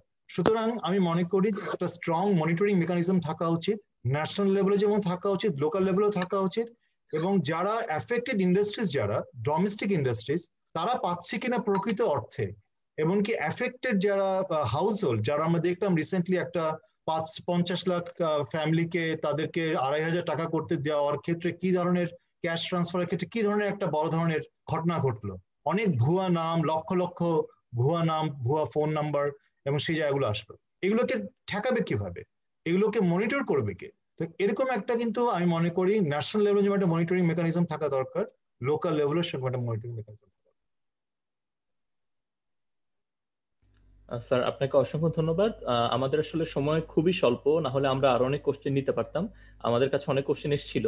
তো এই পর্যায়ে আসলে আমি যেহেতু সময় স্বল্প, আমি কোশ্চেন গুলা আসলে কিছু আমরা মার্চ করেছি। এই পর্যায়ে আমার কোশ্চেনটা হচ্ছে তৌফিকুল ইসলাম খান স্যারের কাছে। তো এই কোশ্চেনটা হচ্ছে যে আমরা যদি বাজেট ডেফিসিটের 7 থেকে 8% পর্যন্ত অ্যাফোর্ড করতে পারি, এই কোশ্চেনটা করছেন এসানুর রহমান। তো ইন দ্যাট কেস 7 থেকে 8% যদি ডেফিসিট অ্যাফোর্ড করা হয়, স্যার এটা নিয়ে আপনিও কথা বলছেন যে ডেফিসিট বেশি বাড়ালে কি হবে, এই পর্যায়ে কি স্যার বাংলাদেশের ক্রেডিট রেটিং ডিক্লাইন করার কোনো সুযোগ আছে কিনা? আপনি স্যার ইতিমধ্যে আপনার আলোচনার মধ্যে এই ব্যাপারটা নিয়ে বলেছিলেন, যদি স্যার খুব সংক্ষেপে এই বিষয়টা আরেকবার যদি আমাদেরকে খুব সংক্ষেপে বলেন যে আসলে ক্রেডিট রেটিং এর যে সভারেন ক্রেডিট রেটিং এর বিষয়টা বাংলাদেশের। না, আমার মনে হয় যে সভারেন ক্রেডিট রেটিং এর জন্য 7-8% এখন বাজেট ডেফিসিটে যদি আমরা যাই, এটা অনেক বড় সমস্যা না আমাদের, বরং হয়তো এই সভারেন ক্রেডিট রেটিং এ যদি আমরা যাই, তাহলে তারা যেটা অ্যাসেস করার চেষ্টা করবে যে আমরা আমাদের ইকোনমিক রিকভারি কতখানি স্টেবল ভাবে এটা আমরা বের করে আনতে পারবো। খুব দ্রুত যেটা থেকে অনেক ইকোনমি বের হবে এইটা অনেকেই আশা করেন না। হ্যাঁ, গ্লোবালি হয়তো ডিমান্ডও একটু স্ল্যাক থাকতে পারে এই ধরনের ইনভেস্টমেন্টে, সো সেটা একটা বেনিফিট আছে। বাট আমাদের রিকভারি মানে এটার সাথে এটা ইম্পর্টেন্ট হবে আর কি। তো সেইটা আমার মনে হয় যে একটা এখন আন্ডার কোশ্চেন আছে, যে আমরা যেটা সেলিম ভাই কিছুটা বলেছেন যে আমরা রিকভারিটা যদি ডিলেইড হয় আমার অন্যান্য দেশের চাইতে, এবং এটা যদি খুব পরিষ্কারভাবে বের হয়ে আসে যে অন্যান্য দেশ এটাকে কন্ট্রোল করতে পারছে, করোনা ভাইরাস আমরা কতখানি করতে পারি নাই, এবং এটা আমার জন্য স্টেবল হবে না, আমাকে বারবার লকডাউন, বারবার বিভিন্ন রকম ডিস্ট্রাকশনের ভিতরে যাবে, তখন আমার credibility will be under question. কিন্তু আমি মনে করি না যে বাজেট ডেফিসিট আমাদের জন্য অনেক বড় ট্রাবল হবে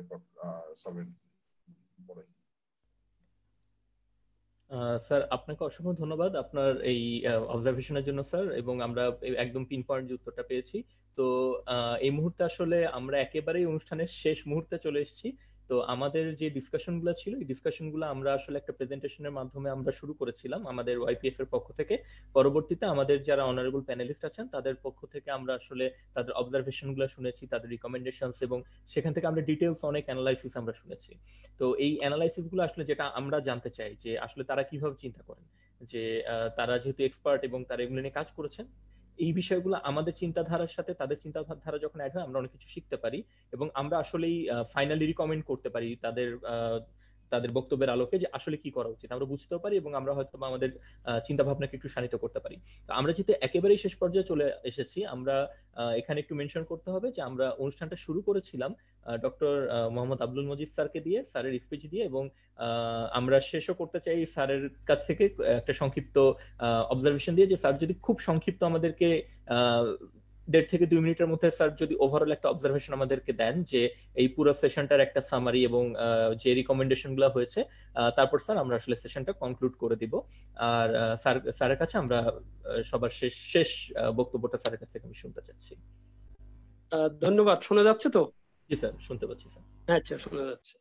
না, এটা আসলে একটা খুব সুন্দর ফ্রুটফুল আলোচনা হয়েছে। এই কারণেই বিশেষ করে আপনাদের প্রেজেন্টেশনটা দেখার পরে আমরা যে কথাগুলো বলেছি, এবং এখানে সেলিম রায়হান এবং আমাদের ডক্টর তৌফিক ওনারাও খুব সুন্দর সুন্দর বেশ কিছু পয়েন্ট বলেছেন আর কি, যেটার থেকে যে 4টা বা 5টা জিনিস বেরিয়ে এসছে। একটা হচ্ছে যে আমাদের বাজেট প্রণয়ন, বাজেটের এই যে রিভাইজ বাজেট, অ্যাকচুয়াল বাজেট, আমাদের সবচেয়ে বড় ডিকোটমি হচ্ছে, বড় সমস্যা হচ্ছে আমরা খুব ঘটা করে একটা প্রস্তাবিত বাজেটের আলোচনা করি, করে সেই বাজেটটা ঘোষণা হয়ে পাশ হয়ে যাওয়ার পরে, কণ্ঠভোটে পাশ হয়ে যাওয়ার পর সারা বছর আর সেই বাজেটের বাস্তবায়নের কোনো খোঁজ খবর নেই না, এবং না নিয়ে ঠিক পরের বছর ওই অর্থ বছরের শেষ মাসে এই নতুন বাজেটটা পেশ করার সময় আমরা একটা সম্পূরক বাজেট দিয়ে বলি সারা বছরে আমি মূল বাজেটের সাথে আমার কি সম্পর্ক থাকলো কি না থাকলো কোনো কিছু নাই, আমি একটা সম্পূরক বাজেট দিয়ে দেই।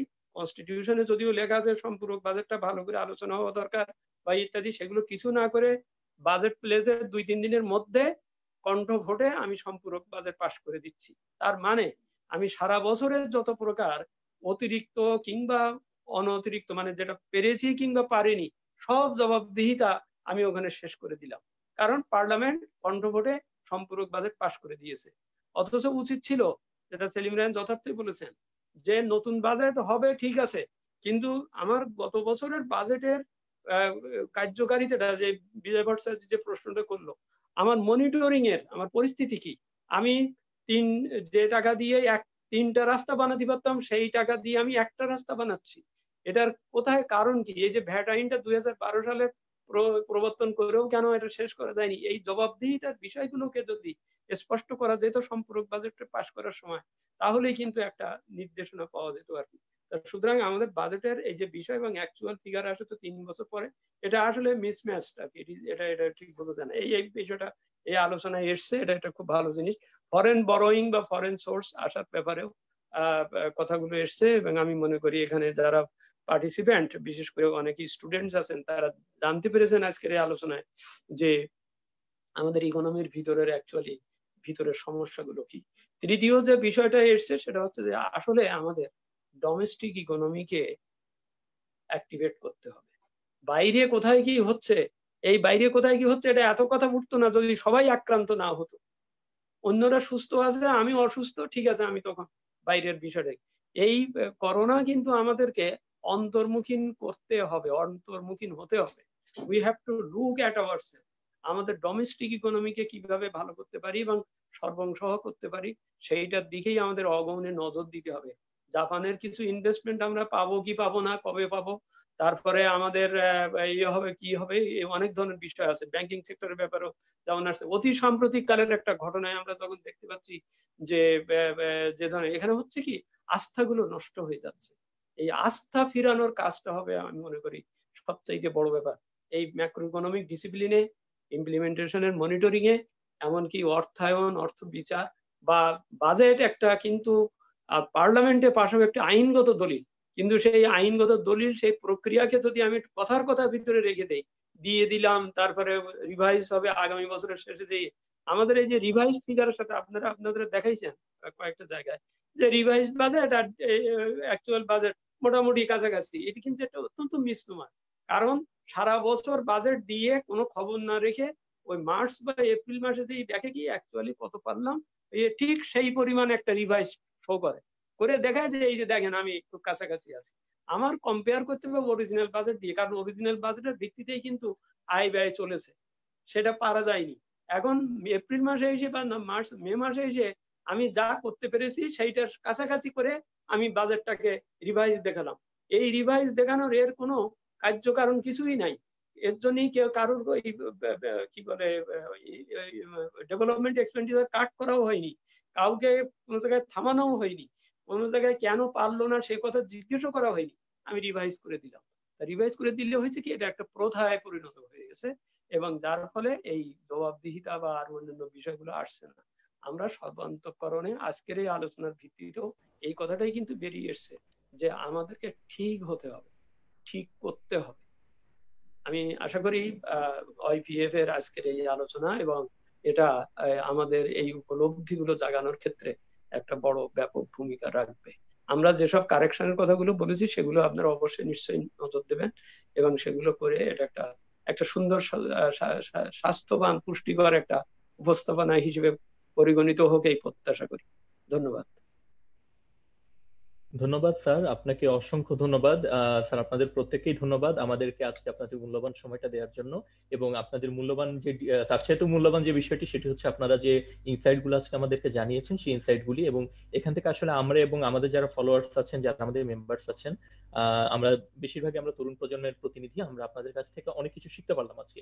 এটাই হচ্ছে আমাদের জন্য সবচেয়ে বড় পাওয়া স্যার, এবং আমরা চাই ভবিষ্যতেও স্যার আপনারা আমাদের সাথে আজকে যেভাবে সময় দিয়েছেন, যেভাবে আছেন, এভাবে স্যার আমাদের সাথে থাকবেন, এবং এই প্রত্যাশাই স্যার আপনাদের কাছে সবসময় করি। এবং স্যার আপনাদেরকে অসংখ্য ধন্যবাদ আমাদের সাথে আজকে আবারও এখানে থাকার জন্য। আর এই পর্যায়ে গিয়ে আমি অনুষ্ঠান শেষ করার আগে আমি একটা বিষয় একটু আমি যে এখানে বলতে চাই, সেটা হচ্ছে আমাদের এটি আসলে একটি বাজেট ডায়ালগ সিরিজ। তো এই সিরিজটা আসলে আমরা বিভিন্ন বাজেটের কম্পোনেন্ট, বাজেটের বিভিন্ন সেক্টর, তারপর আজকের ম্যাক্রো অ্যানালাইসিস, এইভাবে আমরা সিরিজটা সাজিয়েছি। তো সামনে আমাদের এই সিরিজের যে ফাইনাল যে প্যানেলগুলো হবে সেই প্যানেলটা সম্বন্ধে আমি কিছু ঘোষণা দিতে চাই। তো বিষয়টা হচ্ছে আমরা আগামী 5th জুন আমরা ইয়াং পলিটিশিয়ানস যারা আছেন বা যারা অ্যাসপায়ারিং পলিসি মেকারস তাদেরকে নিয়ে আমরা একটা সেশন করবো, এন্ড আমরা তাদের কাছে কিছু আমাদের যে সবগুলো বাজেট ডায়ালগে যে রিকমেন্ডেশনস গুলি, তো সেই রিকমেন্ডেশনস গুলি আমরা তাদের কাছে প্রেজেন্ট করবো। After that presentation, after that day, on 6th June, we'll present our recommendations from the budget dialogue to a STEAM panel of leaders. Stay tuned to watch as the youth meets the leaders. তো এটা হচ্ছে আমাদের মূল যে proposition, যে আমাদের যারা policy makers আছেন এবং যারা অ্যাসপায়ারিং পলিসি মেকারস আছেন তাদের কাছে আমরা আমাদের পয়েন্টস গুলো প্রেজেন্ট করব এবং তাদের ফিডব্যাকটা আমরা জানতে চাইবো। তো till that date please follow this budget dialogue and stay tuned with us.